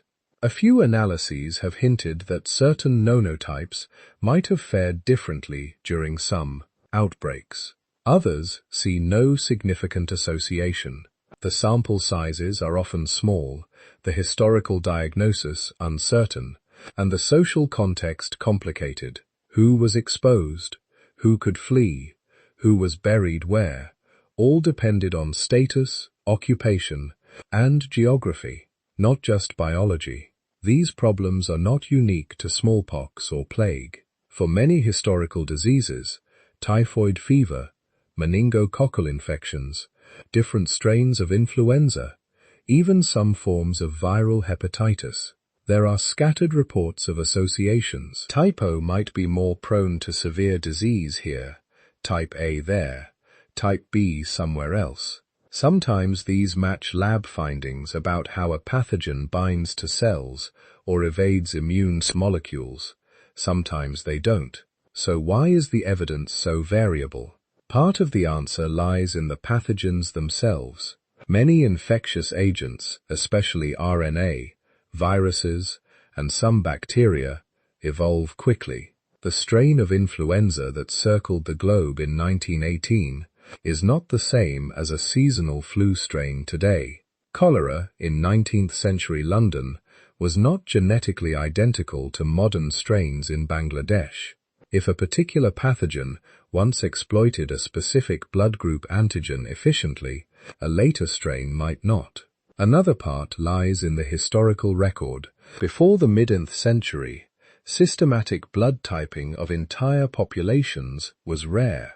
Many proposed associations are reconstructed retrospectively using incomplete data or inferred indirectly from death registers, military records, or localized surveys. People often classified illnesses with similar symptoms. Plague might in some cases have been typhus. Fever could have meant a dozen different things. Then there are confounders. Blood group frequencies are not uniform across ethnicities or regions, and neither are wealth, diet, housing quality, or access to care. If type B is more common in a community that also happens to live in crowded tenements next to contaminated water, it may look more susceptible in crude statistics, even if the real driver is environment, not chemistry.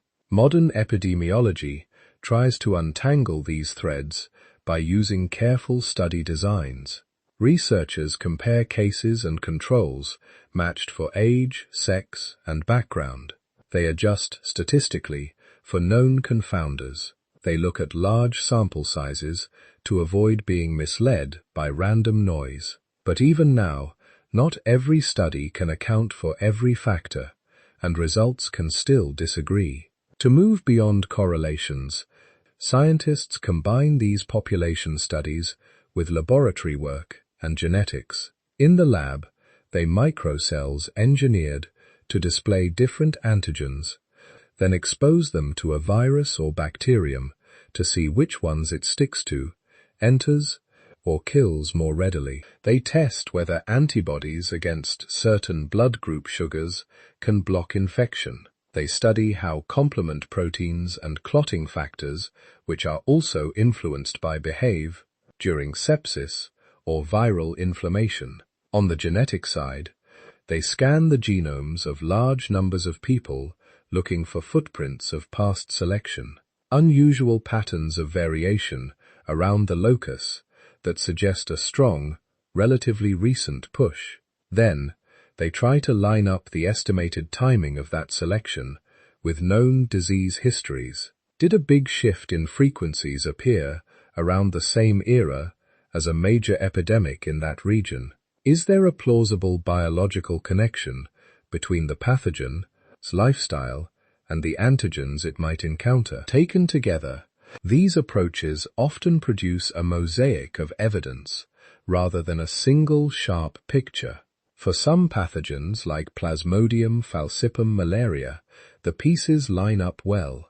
Epidemiology, mechanism, and selection signals all point in the same direction. For others, like cholera, the pattern is suggestive but not yet conclusive. And for many historical killers, smallpox and plague among them, the trail is thinner, interrupted by gaps in data, changes in the pathogens themselves, and the sheer complexity of human societies. This is why most specialists are cautious. They suspect that smallpox, plague, and a host of lesser-known infections did interact with and other blood group systems in important ways. They see signs that these diseases may have nudged the frequencies of A, B, AB, and O over centuries. But they're reluctant to point to any one pathogen and declare it the single architect of our modern blood type map. Instead, a different image has emerged. Imagine the last 10,000 years not as a single battlefield with one dominant enemy, but as a long series of overlapping campaigns. In one region and century, smallpox burns hottest, and any tiny advantage against it matters. In another, plague flares repeatedly from rodent reservoirs. Elsewhere, cholera, typhoid, and dysentery thrive in crowded river towns, while in yet another zone, malaria remains the primary killer of children. Each of these diseases may read the sugars on our cells in slightly different ways. Some may find type O easier to exploit.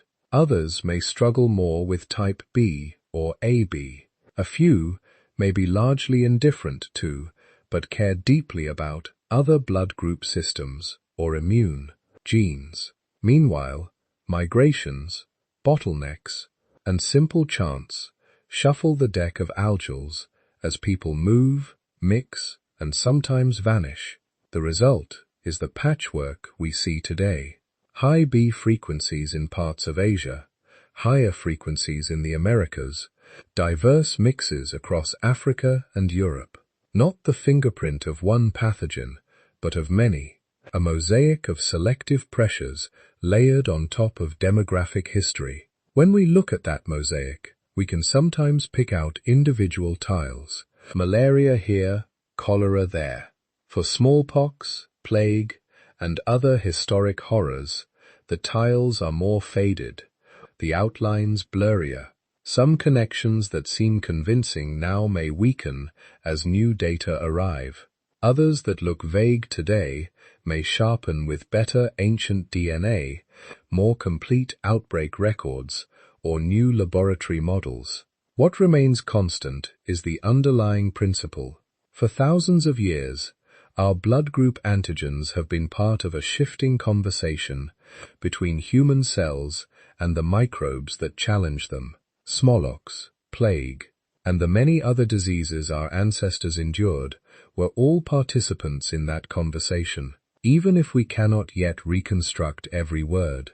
And blood groups themselves are not just passive targets. Those same tiny sugar differences that might tilt the odds in an infection can also influence clotting, inflammation, and how our own tissues interact with each other.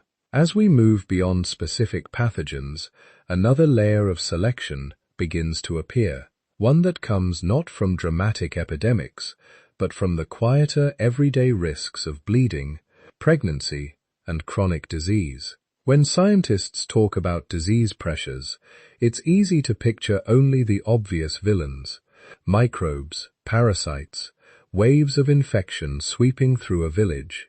But the body itself can be an unforgiving environment. Every day, without any help from bacteria or viruses, your blood has to perform a series of delicate balancing acts. It needs to clot quickly enough to stop you from bleeding to death if you cut yourself, but not so eagerly that it blocks your arteries. It has to mount inflammation to clear damage, but not so much that it starts destroying healthy tissue. It has to allow cells to stick and unstick from vessel walls in a controlled way. ABO and Rh are involved in those balances too. One of the most consistent non-infectious associations has to do with clotting factors, especially a protein called von Willebrand factor and a related clotting factor known as factor VIII. People with non-blood types, particularly A and B, tend to have higher average levels of these B proteins circulating in their blood than people with type O. On the face of it, that might sound like an obvious benefit. More clotting factors should mean faster, more reliable clotting. In a world without hospitals, where a deep cut or childbirth hemorrhage could be fatal, that extra margin might have been genuinely protective. But clotting is a double-edged sword. The same higher levels of von Willebrand factor and factor VIII are linked in modern populations to a slightly increased risk of forming dangerous blood clots inside blood vessels. Conditions like deep vein thrombosis and pulmonary embolism, individuals on average show higher rates of these events than type O, even after you account for some other risk factors. The key word here is slightly. These are statistical tendencies that show up when you look at thousands or millions of people. They do not doom any individual with type A or AB to a heart attack, and they do not magically protect every type O person from cardiovascular disease. Lifestyle, diet, smoking, blood pressure, exercise, and simple aging all loom much larger in determining whether a particular person will develop a clot or blocked artery. Still, the patterns are real enough that cardiologists and hematologists pay attention to them. Large genetic studies have repeatedly found that variants in and around the gene are associated with the risk of coronary artery disease and stroke. These effects are modest compared to, say, heavy smoking, but they are part of the background landscape that shapes risk. In an evolutionary context, this kind of trade-off begins to look familiar. Imagine an environment where people frequently suffer traumatic injuries from hunting, falling, or childbirth, and where medical help is essentially non-existent. In that context, a blood type that tilts you slightly toward faster clot formation might be favored. Despite the eventual cost of more clots in middle or late adulthood, if many people never lived long enough for age-related cardiovascular disease to matter, the benefit in youth would outweigh the harm in old age. Now imagine a different environment, perhaps one where infectious diseases that trigger massive inflammation are common, or where diets and lifestyles combine with that clotting tendency to produce early heart attacks. In that context, the same blood type might look less advantageous. This is the essence of a trade-off. The trait is not good or bad in some absolute sense. Its value depends on what the world throws at you and at what age. ABO and Rh may also be involved in less obvious but equally important negotiations within the body, especially during pregnancy. We already explored Rh incompatibility, where an Rh-negative mother carries an Rh-positive fetus, and in some pregnancies mounts an immune response against fetal red cells. That is a dramatic, well-documented example of maternal and fetal blood traits coming into conflict. Beyond that, there is a subtler web of interactions that researchers are still untangling. The placenta, the temporary organ that connects mother and fetus, is a zone of intense biological diplomacy. Maternal blood bathes fetal tissues. Nutrients, hormones, and signaling molecules move back and forth. Tiny differences in cell surface molecules, including some related to blood groups, can potentially influence how smoothly that exchange proceeds. Some studies have suggested that certain combinations of maternal and fetal types might affect the risk of complications like preeclampsia, fetal growth restriction, or miscarriage. Others have explored whether or Rh status shifts the odds of particular pregnancy outcomes in ways that are too small to notice at the level of a single family, but measurable in large data sets.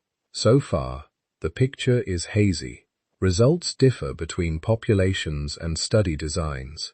Many apparent effects vanish when you control for age, prior pregnancies, nutrition, or access to care. A few associations persist, but they are generally modest.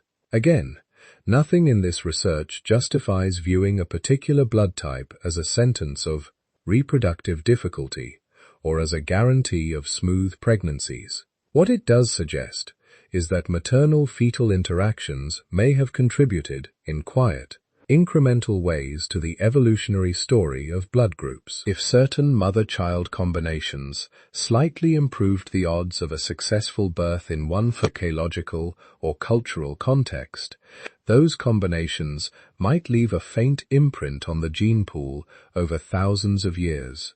As we add up infections, clotting, cardiovascular disease, pregnancy, and probably other processes we've not yet recognized, another concept from genetics becomes crucial: pleiotropy.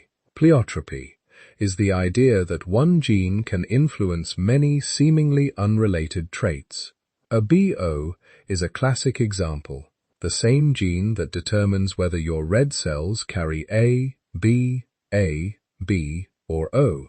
Antigens also affects which sugar chains decorate cells lining your blood vessels, your gut, and other tissues. Those sugar patterns can influence how pathogens attach, how clotting factors behave, how immune molecules circulate, and how cells signal to one another. From the point of view of natural selection, this means that a change at the locus is never just about one thing.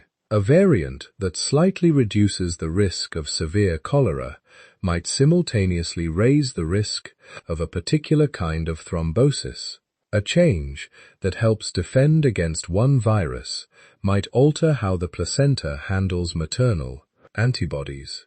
A tweak that affects clotting could in turn feed back into how the body responds to sepsis.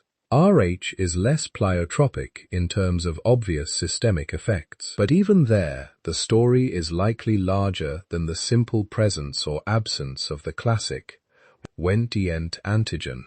The Rh complex is involved in the stability of red cell membranes. Subtle differences could influence how long red cells survive, how they respond to oxidative stress, or how they behave in microcirculation. All of this complicates any attempt to tell a single, clean evolutionary story. There is no reason to think that one great plague, one dietary shift, or one reproductive challenge designed our current mix of blood types. Instead, what we see looks more like the accumulated result of many small overlapping forces, some infectious, some not, acting on genes that touch multiple aspects of physiology at once. Over tens of thousands of years, as human groups moved into new climates, adopted new foods, faced new diseases, and developed new social and reproductive patterns, the balance of advantages and disadvantages for each blood type kept shifting. In one time and place, type O might offer a bit more protection against malaria at the cost of more severe cholera. In another type, A's clotting profile might be favored in a harsh, injury-prone environment, even if it nudged cardiovascular risk later on. Elsewhere, B or AB might interact with local pathogens, diets, and reproductive norms in their own distinct ways. Meanwhile, chance events, bottlenecks, founder effects, migrations were constantly reshuffling the deck. A small band of people carrying a particular variant might happen to colonize a new region and grow not because their blood type was superior in any global sense, but because they arrived first and survived well enough. When we look at modern associations between blood types and non-infectious conditions, heart disease, stroke, bleeding disorders, pregnancy complications, it is tempting to read them as direct reflections of past selection. They may be part of that story, but they are also shaped by the contemporary world, by processed foods, sedentary lifestyles, medical technologies that allow many more of us to reach ages at which chronic disease becomes relevant. In that sense, the same blood group of are now playing out in a very different theater than the one in which they were originally tested. Keeping this in mind helps us avoid two extremes. On the one hand, we should not dismiss these associations as meaningless just because they are modest.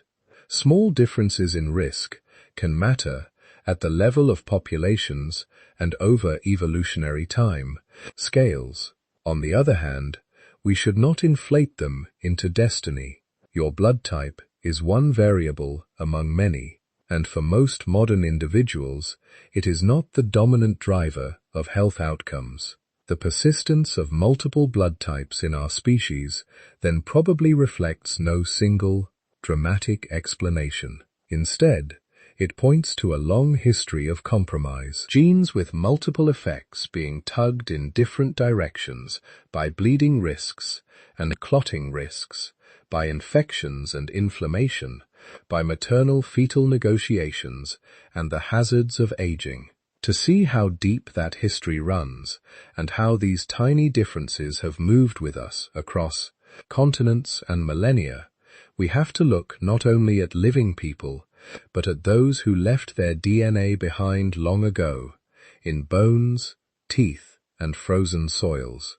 Ancient DNA is our way of eavesdropping on those long-vanished gene pools. When scientists pull fragments of DNA out of a tooth or a bit of petrous bone and run them through modern sequencing machines, they're not just recovering a single genome, they're catching a faint time-stamped snapshot of how genes were arranged in a particular place, in a particular person, at a particular moment in the past. For blood groups, that is both incredibly powerful and inherently limited. On the powerful side, the ABO and Rh systems are determined by very specific genetic changes. At the locus, we can recognize the classic AB and O variants from their characteristic mutations in the gene that codes for a sugar-adding enzyme. At the Rh, we can identify the presence or absence of the RD gene and many of the subvariants that tweak Rh expression. If a sample is well preserved, and if enough of those key stretches survive the ravages of time, we can say with reasonable confidence this individual who lived 5,000 or 10,000 or 40,000 years would have been type A or O or B and either Rh positive or Rh negative. But that is where the limitations begin. A single skeleton is not a population. A handful of sequenced burials from one cave or one cemetery do not fully represent the living community from which they came, let alone all the people who lived across a continent at the same time. Ancient DNA datasets are also deeply biased by preservation. Cold, dry, stable environments are kind to DNA. Warm, wet, acidic ones are not. So our picture of past blood types is skewed toward places where bone and tooth survive.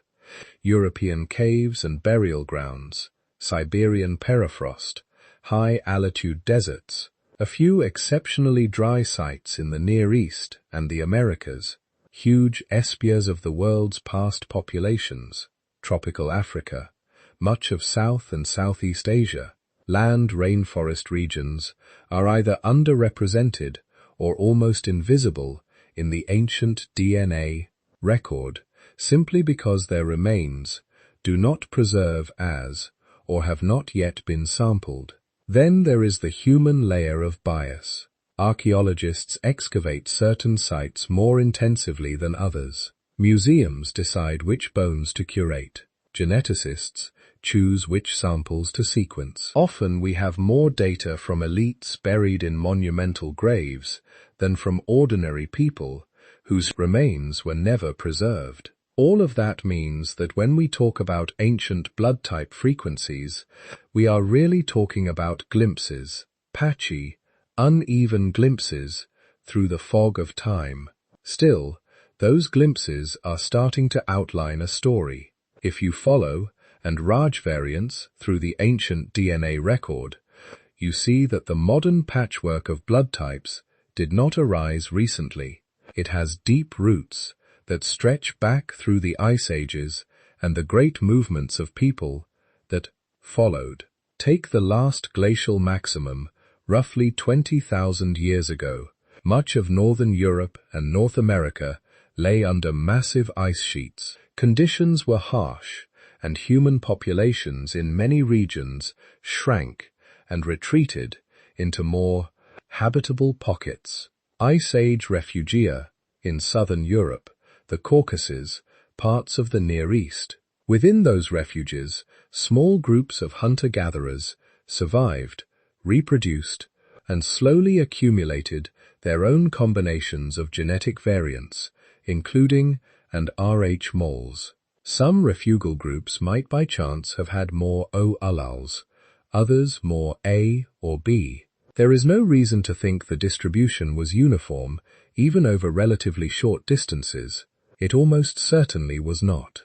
Then, as the ice sheets melted and the climate warmed, people expanded out of those refugia, reoccupying northern Europe and other formerly glaciated lands. When they moved, they carried their blood group profiles with them.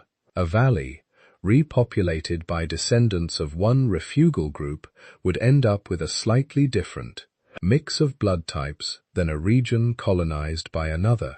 Later, another wave pushed through, the Neolithic expansion of farmers. Starting in the Fertile Crescent and parts of Anatolia around 10,000 years ago, populations that had adopted agriculture began to grow rapidly and spread into Europe, North Africa, and parts of Asia. Ancient DNA has shown that these Neolithic farmers did not simply teach local hunter-gatherers how to farm. They often replaced or heavily admixed with them. As those farming groups fanned out, they again carried particular clusters of and Rh alleles. In some regions, with local hunter-gatherers who had different blood type distributions, creating new blends. In others, their descendants largely replace the earlier inhabitants, leaving a different genetic signature. What we see today in many parts of Europe, the relatively high frequency of type O in some areas of A, in others, the comparatively low B frequency in the far west compared to Central and South Asia, is the product of those repeated cycles of contraction, refuge, expansion, and admixture layered on top of the selective forces we talked about earlier. Similar stories played out elsewhere, although the details differ. In parts of East Asia, the expansion of early rice and millet farmers reshaped the gene pools that have been established by Paleolithic hunter-gatherers. In the Americas, the initial peopling from Siberian ancestors carried a particular set of ABO and Rh variants across the Bering region, where small founding populations and subsequent bottlenecks would have magnified chance fluctuations in blood type frequencies. Later demographic events, the rise and fall of complex societies, migrations, epidemics introduced after European contact, added further reshaping. Each of these episodes acts like a hand stirring different colored sands together. Sometimes one color becomes dominant in a region, not because it is inherently better, but because of who arrived, who stayed, and who had children. Importantly, ancient DNA also undercuts the simple idea that ancient equals homogeneous. Even within a single time slice, say Bronze Age Europe or pre-Columbian Mesoamerica, the genetic evidence points to regional and sometimes very local diversity. Neighboring valleys, coastal versus inland communities, herring groups versus settled. Farmers could have subtly different blood type profiles, just as they had different languages, customs, and diets. Blood groups were part of that fine-grained mosaic. They were not a single uniform signature stamped across a continent, but one more layer of variation, drifting and shifting as people moved, mixed, split, and reunited. The art system shows these patterns too, though in its own way. The classic distinction between Rh positive and Rh negative largely reflects whether the Rhd gene is present or deleted, and that deletion seems to have reached particularly high frequencies in some West Eurasian populations. Ancient DNA suggests that the spread of negative alleles through Europe involved the same kinds of processes, bottlenecks, expansions, and mixture rather than a sudden mysterious appearance. All along sampling bias hovers in the background. When we map ancient blood types, we are mapping the people whose bones happen to fall into the right soil, whose graves happen to be excavated, whose remains happen to be selected for analysis, and whose DNA happen to survive. Entire populations can rise, thrive, and vanish while leaving almost no recoverable genetic trace. So the shifting map we can draw today is best understood as a sketch, not a finished atlas. Lines are missing, regions are blank, some features are drawn in thick ink, others only as dotted hints. Yet even in this incomplete form, the picture changes how we think about blood types. Instead of static labels printed on a hospital card, and Rh become quiet markers of deep history. Each allele ukaras traveled through a chain of ancestors who weathered Ice Age winters and Holocene droughts, who may have huddled in glacial refugia or walked behind the first domesticated herds, who took part, whether they knew it or not, in the great demographic waves that swept across continents. In your veins, the consequences of those movements are still present, not in any mystical way, but in the literal arrangement of the sugars on your red blood cells. To see just how far back that ancestry reaches and how other human species contributed to this story, We have to widen the lens beyond Homo sapiens alone and follow and RH back into the world of Neanderthals, Denisovans, and the other cousins with whom we once shared the planet. When geneticists talk about Neanderthals and Denisovans living on in us, they are not speaking metaphorically. For a small but meaningful fraction of our genome, we can point to specific stretches of DNA and say, this piece didn't just arise in Homo sapiens, it was borrowed long ago from another kind of human. Many of those stretches are involved in immunity. Across the genome, regions that help recognize pathogens, present foreign molecules to immune cells, or regulate inflammatory responses, show especially strong evidence of archaic introgression. In other words, Neanderthal and Denisovan versions of certain immune genes seem to have been picked up by our ancestors and kept because they were useful. Once you see that pattern, it is natural to ask, what about blood groups? After all, the molecules that define and many other blood group systems sit right on the surface of red blood cells and other tissues. They are part of how our bodies interface with pathogens, how our immune systems recognize self and non-self. If Neanderthals and had useful variants at other immune loci, maybe some of our blood group diversity is their legacy too. This is exactly the kind of question researchers have been exploring over the past decade, as more high-quality archaic genomes have become available. The first step is simply to ask, what blood types did these other humans likely have? For Neanderthals, we now have several reasonably complete genomes from individuals who lived in Europe and Western Asia, plus a few lower coverage sequences. When scientists examine the gene in those genomes, they find recognizable forms, variants that correspond to A-like, B-like, and O-like alleles. In some Neanderthals, the sequence looks very similar to modern nonols, suggesting they would have expressed A or B antigens. In others, the gene carries frameshift or nonsense mutations, characteristic of OIP alleles, that do not add the defining sugars. Denisovan genomes tell a similar story. Their gene is not identical to ours, but it uses the same basic machinery, an enzyme that adds sugars to a precursor molecule with different versions producing different terminal sugars, and loss-of-function versions, leaving the precursor unmodified. So at a very broad level, it appears that Neanderthals and Denisovans had ABO polymorphism too. They were not fixed for a single blood type. They carried multiple alleles at the locus, just as modern humans do.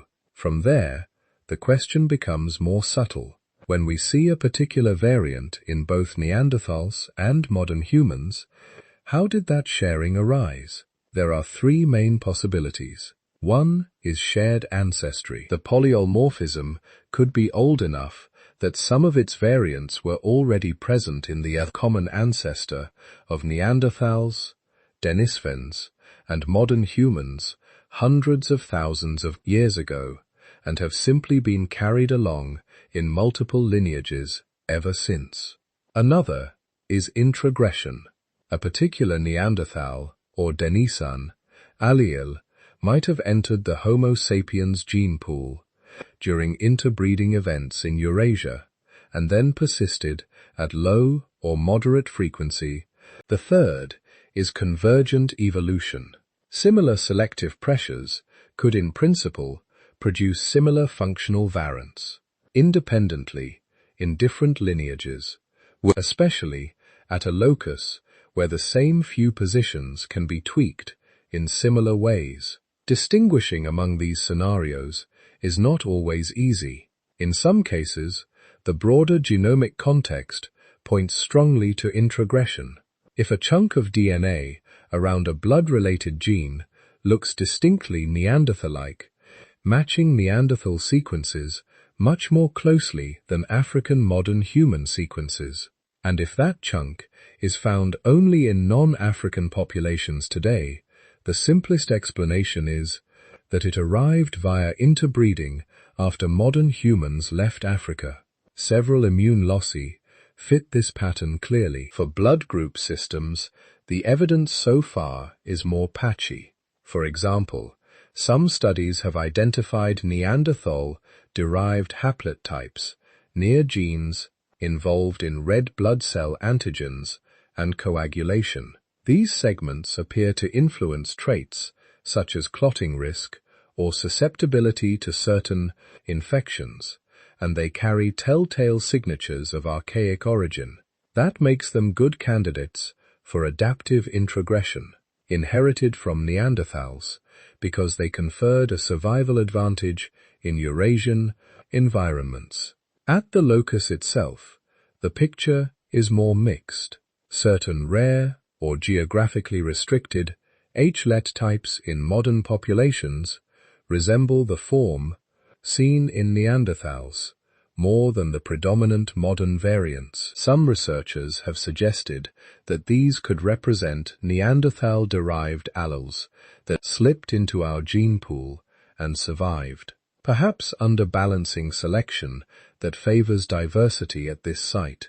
But because polymorphism is so ancient, and because the same functional changes can arise more than once, it is difficult to be definitive. A Neanderthal-like sequence in a modern human might be archaic in origin, or it might be an old shared variant, or it might be a similar solution reached twice under similar evolutionary pressures. For Denisovans, data even thinner. We have fewer genomes from fewer places, and their modern genetic legacy is concentrated in specific regions, most notably parts of East and Southeast Asia and Oceania. There is intriguing evidence that some blood-related traits in these populations, such as adaptations to low oxygen at high altitudes, are linked to Denisovan introgression around genes that affect red blood cell function.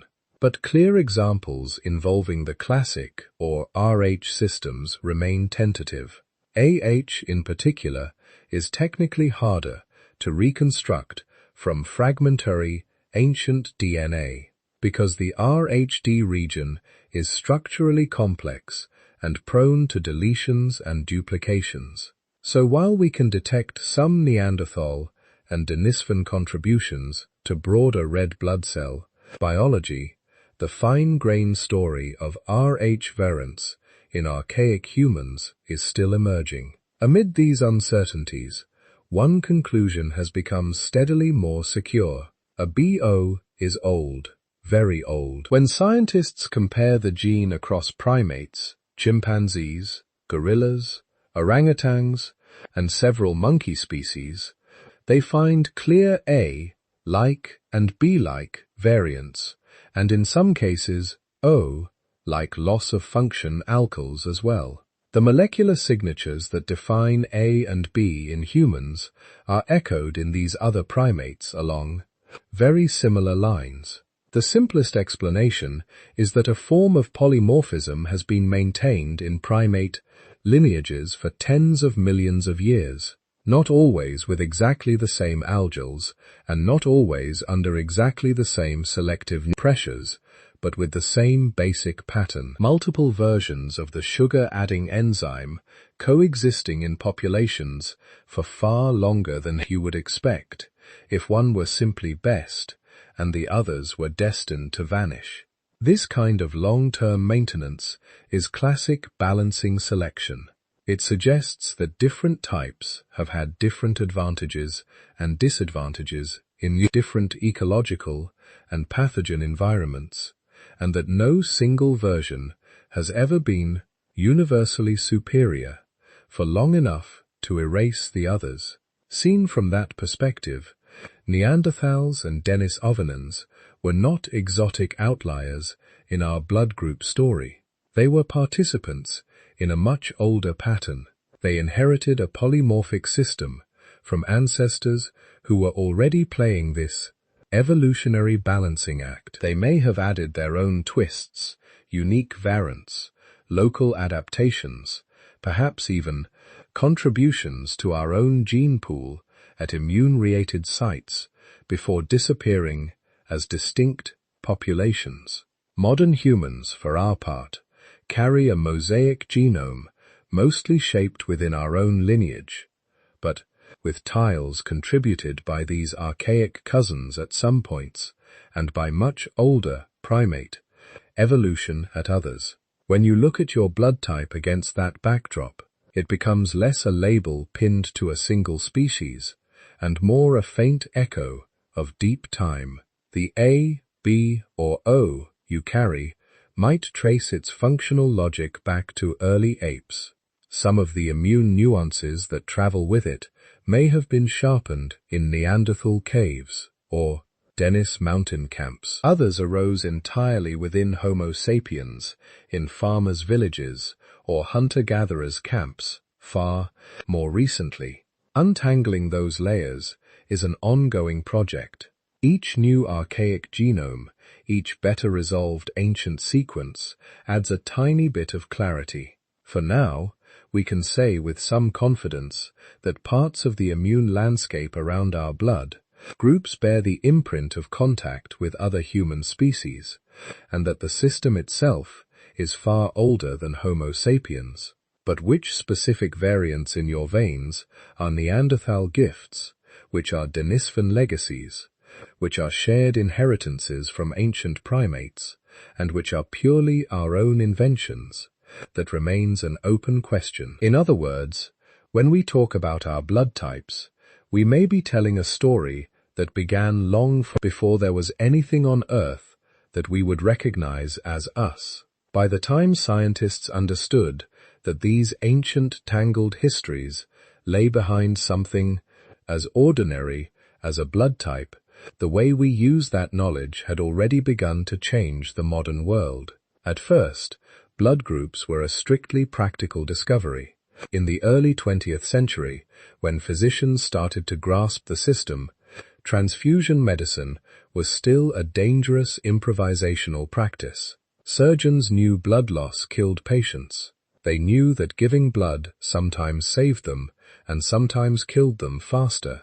They did not yet know why. Once compatibility testing became possible, that changed quickly. Hospitals began to type patients before surgery. Small in-house blood banks formed, storing carefully labeled bottles from local volunteers. Instead of gambling on any donor who happened to be available, doctors could match A to AO to anyone and avoid catastrophic reactions. It was a quiet revolution, no fireworks, no moment where the world stopped and gasped. Just chart after chart, where died on the table, was replaced by recovered without incident.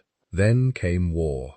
During the First World War, and even more during the Second, the logistics of blood supply became a military problem. You suddenly needed not just a few pints for a hospital, but rivers of compatible blood for thousands of wounded soldiers in field hospitals and surgical tents far from home. Blood typing moved out of research laboratories and into recruitment offices, aid stations, and mobile collection units. Technicians were trained by the tens of thousands. Simple, robust tests were developed that could be done quickly under rough conditions. Standardized systems appeared. Glass bottles replaced ad hoc tubing. Citrate solutions allowed storage. Refrigerated trucks carried precious units across battlefields.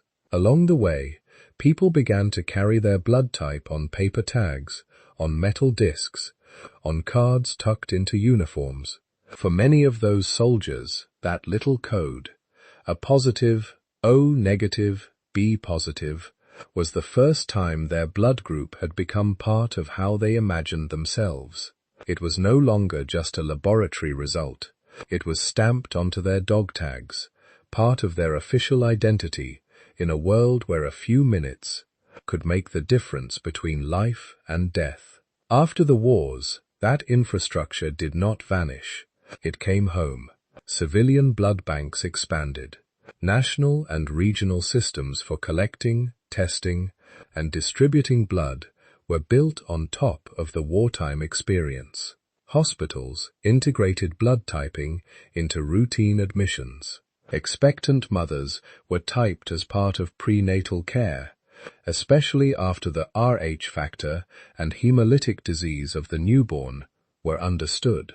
Then something new happened.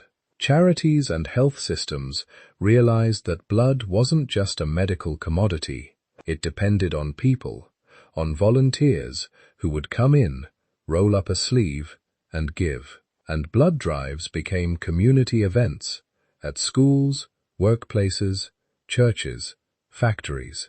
People walked away, not only with a bandage and a cookie, but with a little card in their wallet that said, clearly, you are O positive or you're AB negative. Over time, that simple, practical piece of data, the kind of thing a technician might once have scribbled in a lab notebook, started to feel like a label, a category, a small but crisp answer to the question, what are you? That feeling only grew as blood typing spread beyond hospitals. In many countries, students learned their type in school physicals.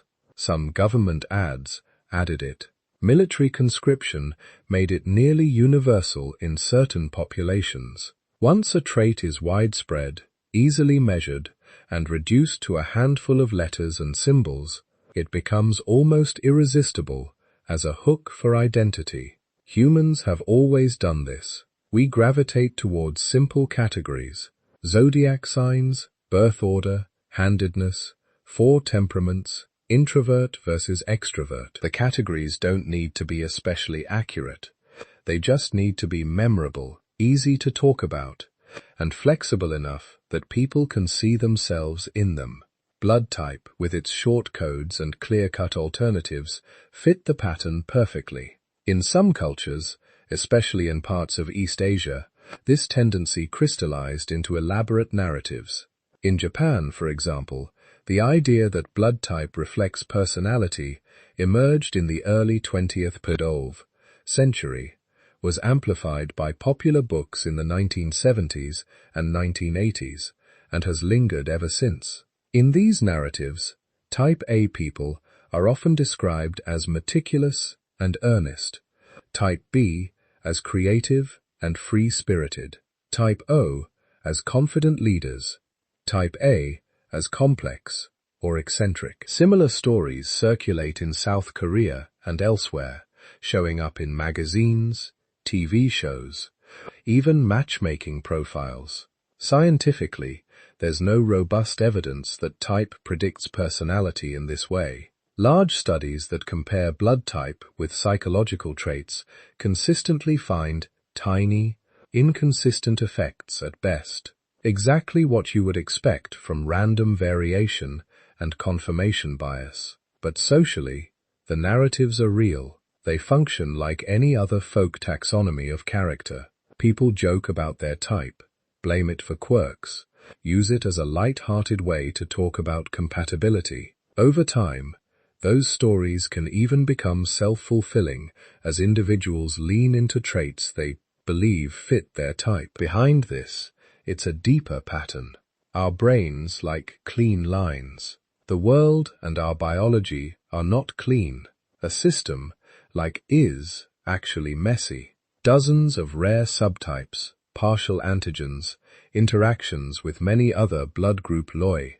The Rh system alone includes multiple antigens beyond the famous D. Your red blood cells carry a mosaic of markers from at least 30 recognized blood group systems. But that complexity is hard to hold in mind. I'm B positive is easy. We use such labels to reduce a tangled web of evolutionary history, molecular biology, and statistical risk into something we can tell stories about. Along the way, we risk confusing the sliver of reality the label captures with the whole person. It is worth stepping back and asking, what can your blood type actually tell you? On the practical side, quite a lot. A BO and Rh status are critical for transfusion safety. They determine which donated units you can receive without provoking a dangerous immune reaction. They matter in pregnancy when an Rh-negative mother carries an Rh-positive fetus, because maternal antibodies can cross the placenta and harm fetal red blood cells, a risk that modern medicine manages with testing, monitoring, and Rh immunoglobulin. Blood type can also nudge the probabilities of certain medical events. As we saw earlier, nonotypes might have slightly higher risks of some clotting disorders. Type O may be marginally more vulnerable to certain infections and less to others. These are population-level tendencies, not destinies, but they are real enough to interest epidemiologists. Beyond that, the predictive power drops off quickly. Your blood type does not reliably determine your intelligence, your temperament, your romantic compatibility, your career prospects, or your moral character. It is one tiny axis of variation in a human genome that contains billions of base pairs shaped by environments, cultures, and choices that cannot touch. Yet, the myths persist, and new ones continue to arise. They do so for familiar reasons. Stories about types give us a way to navigate social life, to sort an overwhelming flood of information into manageable boxes. They offer a sense of belonging. You and your fellow O-types or your fellow ABs are part of the same small club. They provide ready-made explanations for behavior, flattering or otherwise. And because blood type is anchored in something undeniably real, a test result, a medical chart, it can feel more grounded than, say, star signs. The fact that the biological meaning and the cultural meaning do not line up neatly does not weaken the stories. It may even make them more alluring. In the next part of this journey, we'll follow those stories directly. We'll look at where blood type folklore came from, how it spread, and why in a world full of complex genetics and careful statistics, simple tales about and AB still have such a powerful hold on the human imagination. When people first began to spin personality tales around blood types, they weren't doing molecular biology. They were doing what humans have always done when faced with something invisible yet powerful. They told stories. In Japan in the early 20th century, as Western science and medicine were being rapidly imported and adapted, blood type was a new, modern, slightly mysterious idea. Here was a trait that could be measured in a laboratory, written down in crisp Latin letters, and tied directly to life and death on the operating table. At the same time, older traditions of divination and character classification were still very much alive. Systems that sorted people into types based on birth year, elements, or animal signs already had deep cultural roots. It didn't take much imagination to connect the two. In 1927, a Japanese educator named T.C. Furukawa published a short article suggesting that differences between national and ethnic groups might be linked to their distribution. His claims were speculative and deeply flawed, reflecting the prejudices of his time, but the seed was planted. Blood type as a window into character. The idea went quiet for a while, then returned decades later in a new, more domesticated form. In the 1970s, popular books by Masahiko Nomi took the concept of blood type personality and recast it as a kind of friendly, everyday psychology. Nomi wasn't a physician or a geneticist. He was a writer who loved patterns. He collected anecdotes, interviewed people, looked at workplace dynamics, and convinced himself that the letters on a blood card lined up with the temperaments he thought he saw around him. For many readers, it clicked. Here was a system that felt modern. It used the language of blood, genes, and types. but functioned socially, like astrology or the classical four humors. It gave people an easy script. Type A: serious, organized, considerate, maybe a bit anxious. Type B: individualistic, passionate, unpredictable. Type O: confident, decisive, sometimes stubborn. Type A: a B: mysterious, hard to read, a mix of opposites. The match was rarely perfect, but it didn't need to be. Television variety shows ran segments on blood type compatibility. Magazines published charts. Dating services and social clubs used it as an icebreaker. In South Korea, similar ideas spread later, sometimes framed as light-hearted fun, sometimes taken more seriously. Over time, entire microcultures formed around these four letters.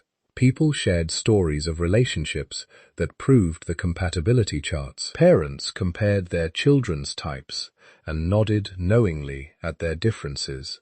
Office workers joked that the new hire acts just like a bee. From the outside, especially from a scientific perspective, this can look puzzling.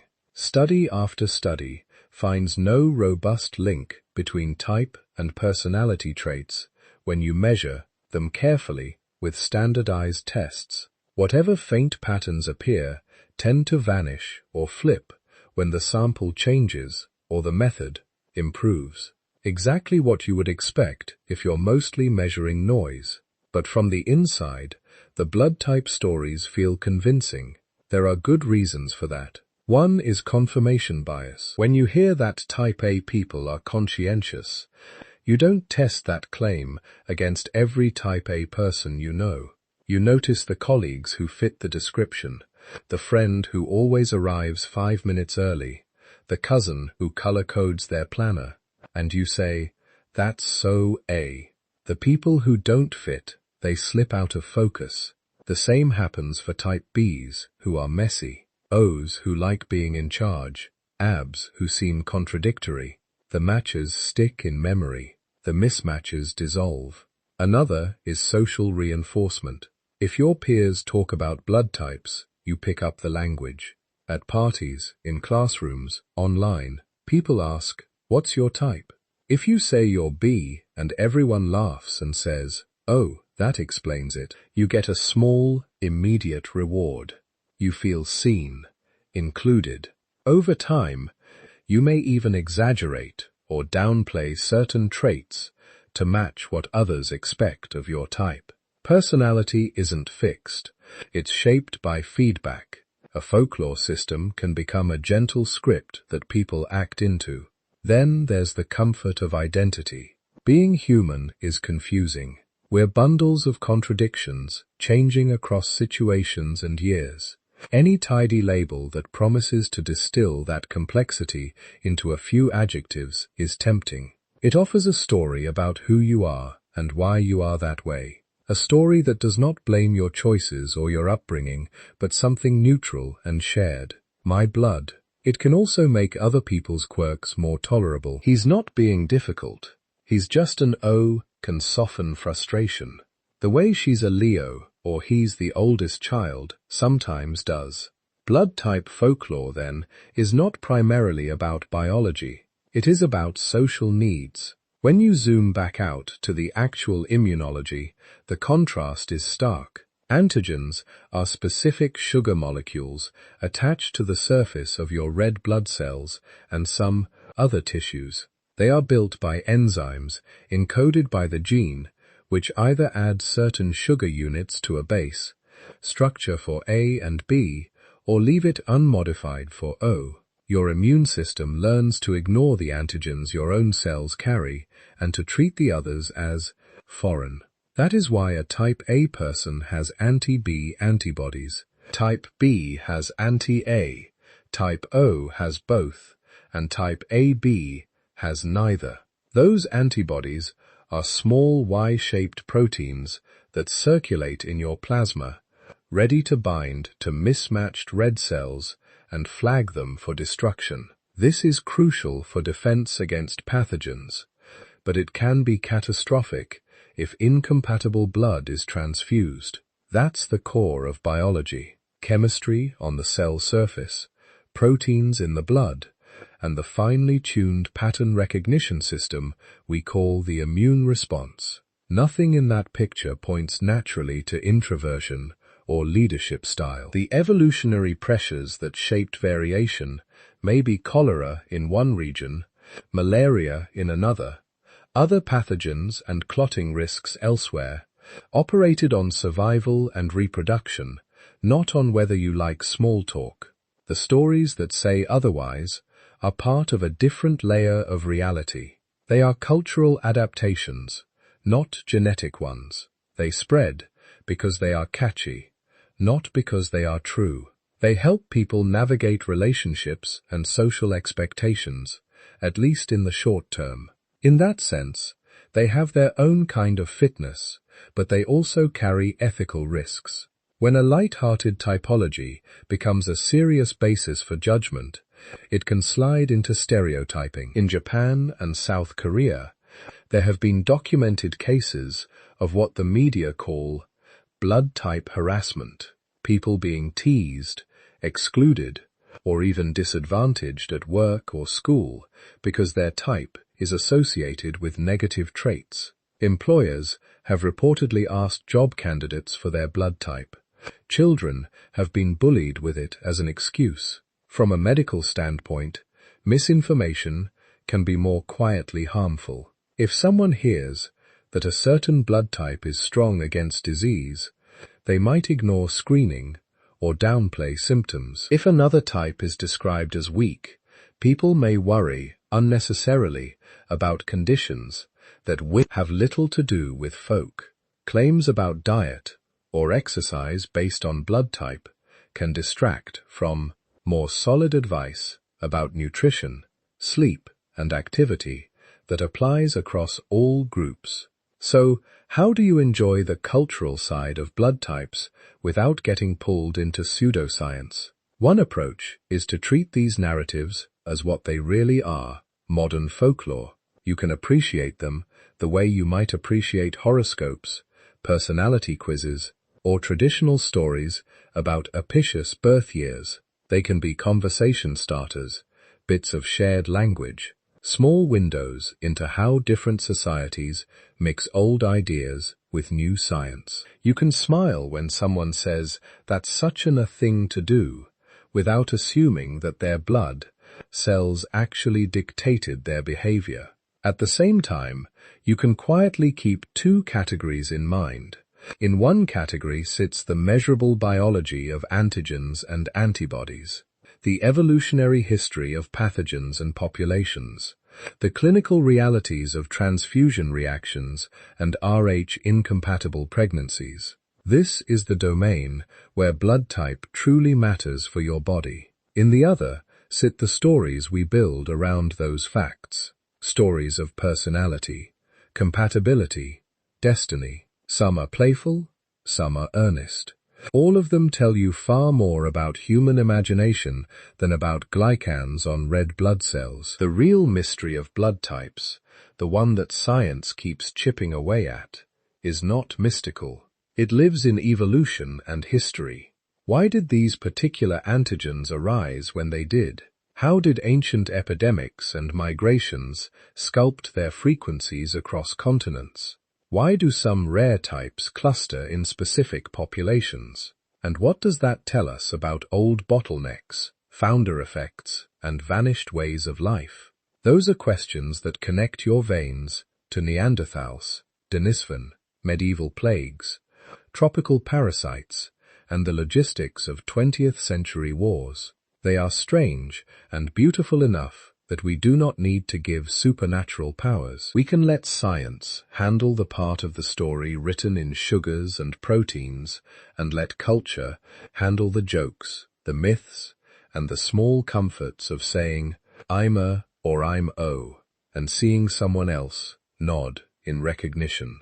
In the next section, we'll leave the realm of folklore and return to that deeper puzzle. We'll look at what we still don't know about blood types, where current research is heading, And how many questions remain hidden in something as ordinary as a drop of red? For all the detail we've gone through in this series, there's something humbling we need to sit with. When it comes to blood types, especially, and Rh, we're still very much in the middle of the story. We have good outlines, strong hints, some very convincing pieces of the puzzle. But the full picture, the exact reasons these variants exist in the combinations and frequencies we see today, that picture is still coming into focus. Right now, most researchers think about an Rh diversity as the result of several forces acting together rather than one grand cause. Natural selection is one of them. Different blood group variants seem to offer advantages or disadvantages depending on the diseases, diets, and environments people face. Type O can reduce the risk of severe malaria in some contexts, but it may make cholera infections more intense. Type A may have been favored in regions where certain pathogens stuck more easily to type O cells, or which negative might have been tolerated or even slightly favored in places or times when particular infections or pregnancy patterns made its risks less severe. But selection is only part of the story. Genetic drift also matters. That's the random side of evolution, the way a frequencies can change just by chance when populations are small. Imagine a hunting party of 20 people or a village of a few hundred where just a handful of births and deaths can shift the local balance of A, B, O, and R. Over thousands of years, some groups might lose a blood type variant entirely, not because it was harmful, but simply because no one carrying it happened to leave descendants. Migration adds another layer. As people moved, they didn't carry the global mix of blood types with them. They carried whatever mix existed in their particular band or community. A small clan with mostly type O leaving Africa might seed rich populations in distant lands. Traders or pastoralists from a region with more bellies might carry that variant along steppe, routes, or river corridors. Over time, waves of movement, intermarriage, conquest, and isolation stitch together a patchwork of blood type distributions that still echo ancient journeys. And then there are trade-offs. The same variant can be helpful in one context, harmful in another, and neutral in a third. Type O's apparent malaria advantage may have kept it common in some tropical regions, even if it raised the risk of bleeding or certain infections. Type A or AB might slightly increase the risk of clots or particular cancers, but reduce susceptibility to some bacteria or influence fertility in subtle ways, which negative dangerous in some pregnancy combinations might interact with other genes to change immune responses in ways we don't fully understand yet. Selection, drift, migration, trade-offs, four forces weaving together, not in a tidy pattern, but in overlapping, sometimes conflicting threads. The open questions mostly live in the details. We still don't know which pathogens mattered most, at which times, and in which places for each blood group system. Was cholera really a major sculptor of frequencies along river deltas and coastal plains? Or are we overreading a pattern from the last few centuries? How much did smallpox shape the prevalence of type A in Europe and parts of Asia? And did that pressure operate over millennia, or mainly in the last 1,000 years? Did different malaria species in Africa, India, and Southeast Asia tug and Rh frequencies in slightly different directions? How important were gut parasites, respiratory viruses, or unknown bacterial infections that no longer circulate today, even for Rh, which seems so straightforward when we focus on pregnancy? The deeper story is murky. Were there specific infections where being Rh positive was a liability? nudging Rh negative to persist in certain populations despite its costs. Did patterns of family, structure, birth spacing, and fertility in different cultures change how strong Rh selection really was? The archaeological and written records show shifts in childbirth practices, breastfeeding duration, and maternal mortality over time. Each of those could subtly change how Rh incompatibility played out in real communities. We also don't fully understand the timing. Did most of the shaping happen far back in the Pleistocene, when small, scattered human groups were dealing with local parasites and harsh climates? Or did later urbanization, agriculture, and crowd diseases, plagues that needed dense populations to thrive, reshuffle blood type advantages in the last 10,000 years? To move from broad stories to precise answers, researchers are leaning heavily on new tools. Genomics lets us scan entire genomes from hundreds of thousands of people and ask, where has natural selection left a fingerprint? Regions around the AND Rh genes show signs of what geneticists call balancing selection, patterns suggesting that multiple variants have been maintained over long periods instead of one winning and sweeping to fixation. By comparing these signatures across continents, we can begin to infer when selection was local and when it was global. Large biobanks add another dimension.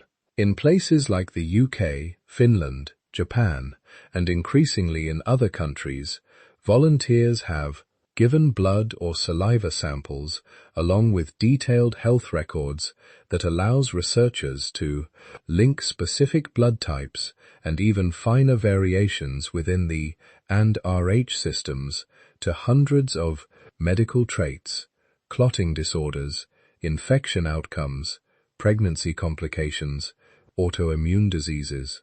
Most of the effects are modest, but taken together, they help map out the trade-off landscape. They show, for example, how typos lower clotting factor levels might interact with modern cardiovascular risks, or how certain rare R variants behave in pregnancy. They also highlight associations we didn't expect, which can then send lab researchers back to the bench to look at how particular pathogens stick or fail to stick to different cell surfaces. Ancient DNA is pushing even deeper.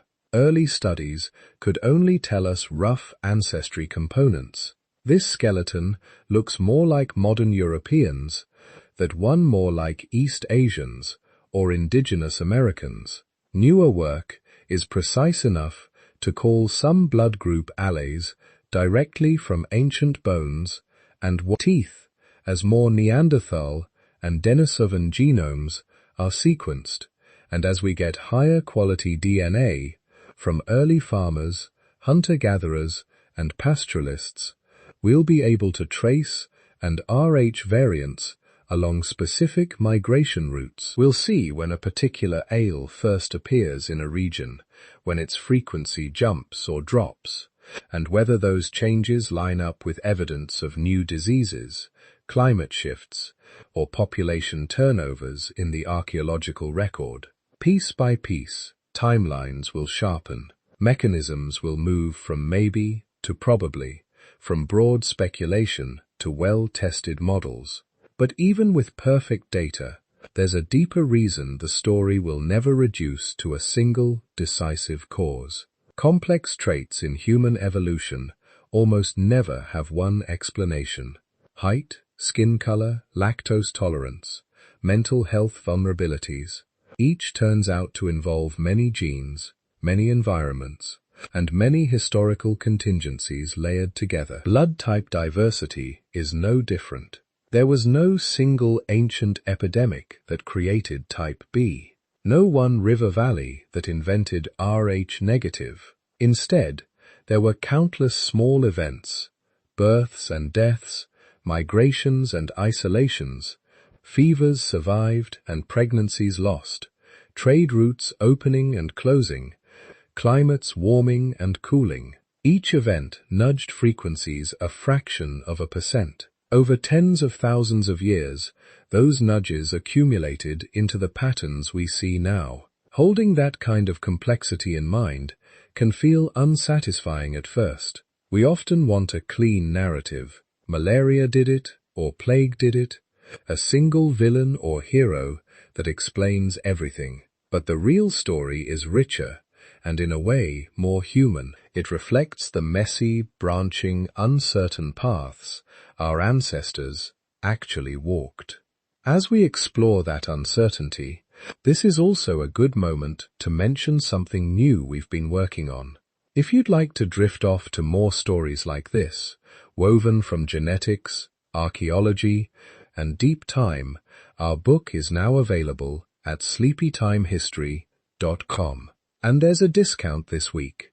It goes into greater depth on how scientists piece together these invisible histories and how much we still don't know. For now, the most honest place to land is somewhere between confidence and mystery. We can say with confidence that blood types matter for transfusion, for pregnancy, and for certain infections and clotting risks. We can say that their global patterns bear the fingerprints of selection, drift, migration, and trade-offs operating over immense spans of time.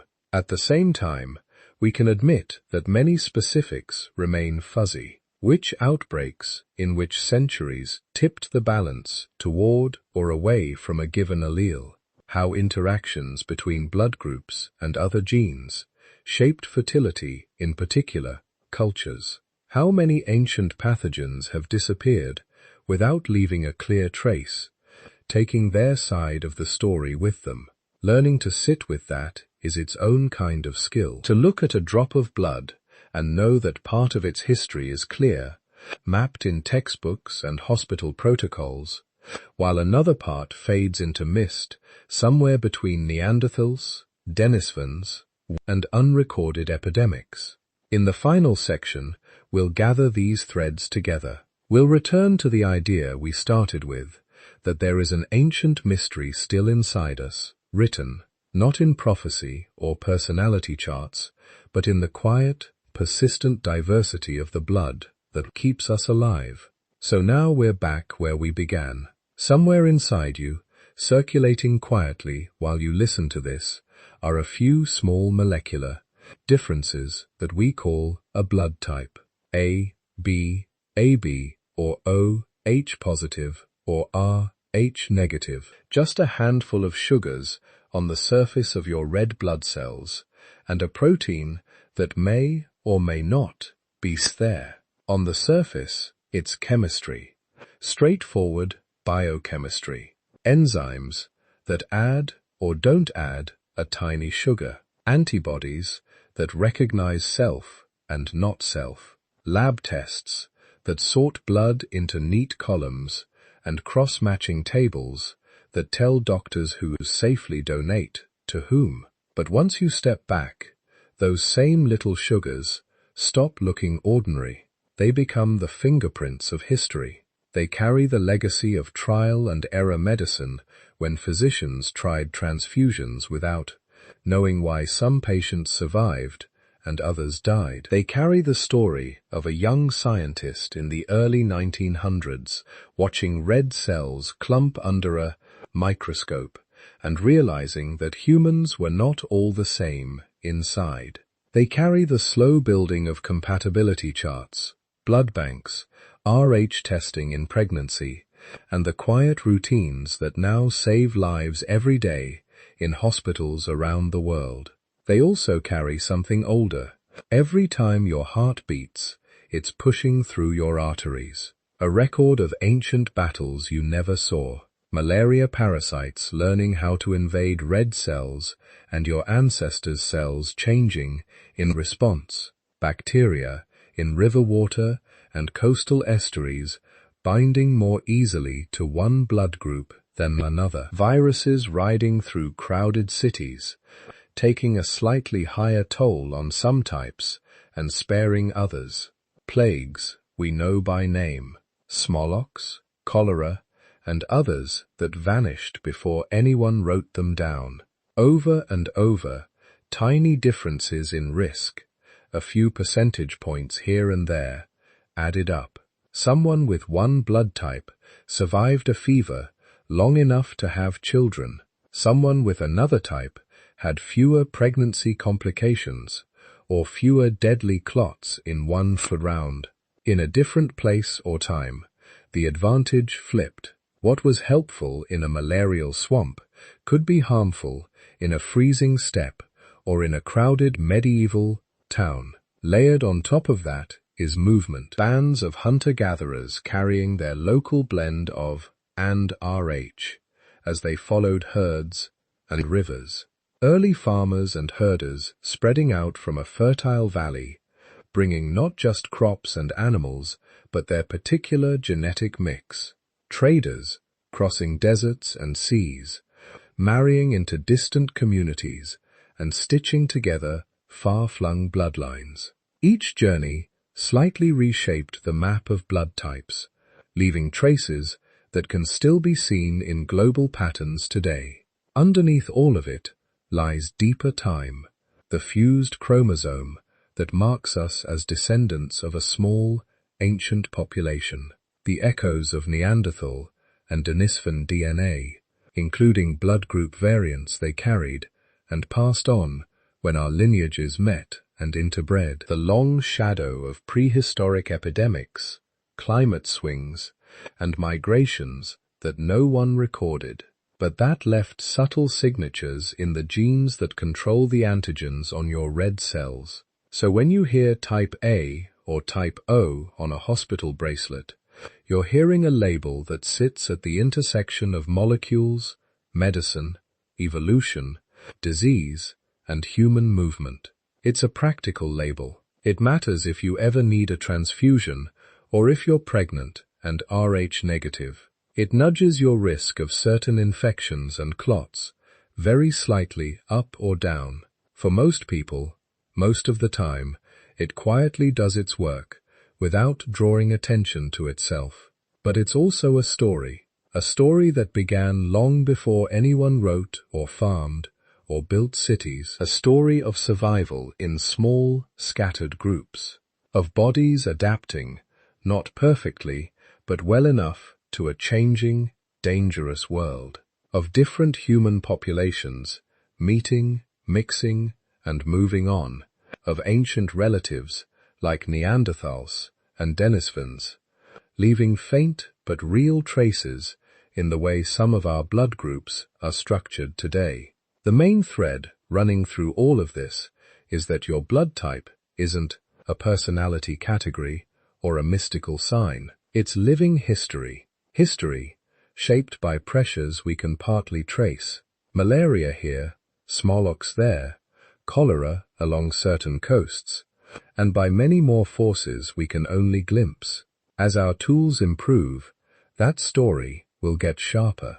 More genomes sequenced from living people, more ancient DNA pulled from teeth and bones, better models of how pathogens interact with specific blood group variants, richer medical datasets linking subtle health differences to particular alveoles at the Rh, and beyond them to other blood group systems that rarely make headlines. But even then, some pieces will probably stay in shadow. We'll never know the names of the first people who carried the AI, or the first small group whose high frequency of O happened to survive a local epidemic. We may never reconstruct every vanished pathogen that nudged arch frequencies up or down in a particular valley 10,000 years ago. Some parts of this history will remain like distant stars. We see their effects, but not their full shapes. That uncertainty can be a place to rest, not just a gap to be filled, to fall asleep perhaps, to the idea that every breath you take is oxygen moving through a system refined by countless ancestors facing challenges you will never meet, that the same blood type you record once on a medical form is also a quiet message from people who lived and died tens of thousands of years ago. Before we close, if you've enjoyed drifting through this mix of genetics, archaeology, and deep time, it would really help if you tapped like on this episode, left a comment, and subscribed so you can find your way back here next time. If you feel like sharing, I'd love to know where you're listening from. What city, region, or landscape is wrapped around you while you hear this story about the landscapes inside your veins. And if you'd like more slow, detailed journeys into prehistoric secrets, there's a book waiting for you at sleepytimehistory.com. It goes deeper into how scientists uncover these hidden pasts and how much remains mysterious, even with the best tools we have. For now, you can let the details fade if you like and just hold on to this. Inside you right now, there is an ancient mystery still at work. Not a riddle to be solved in one neat answer, but a long branching history written in the small differences that keep your blood flowing safely through your body. A history that ties you to epidemics and climates, to forgotten rivers and long-vanished relatives, to all the people who made it through enough for you to be here listening with that same quietly remarkable blood moving through your veins.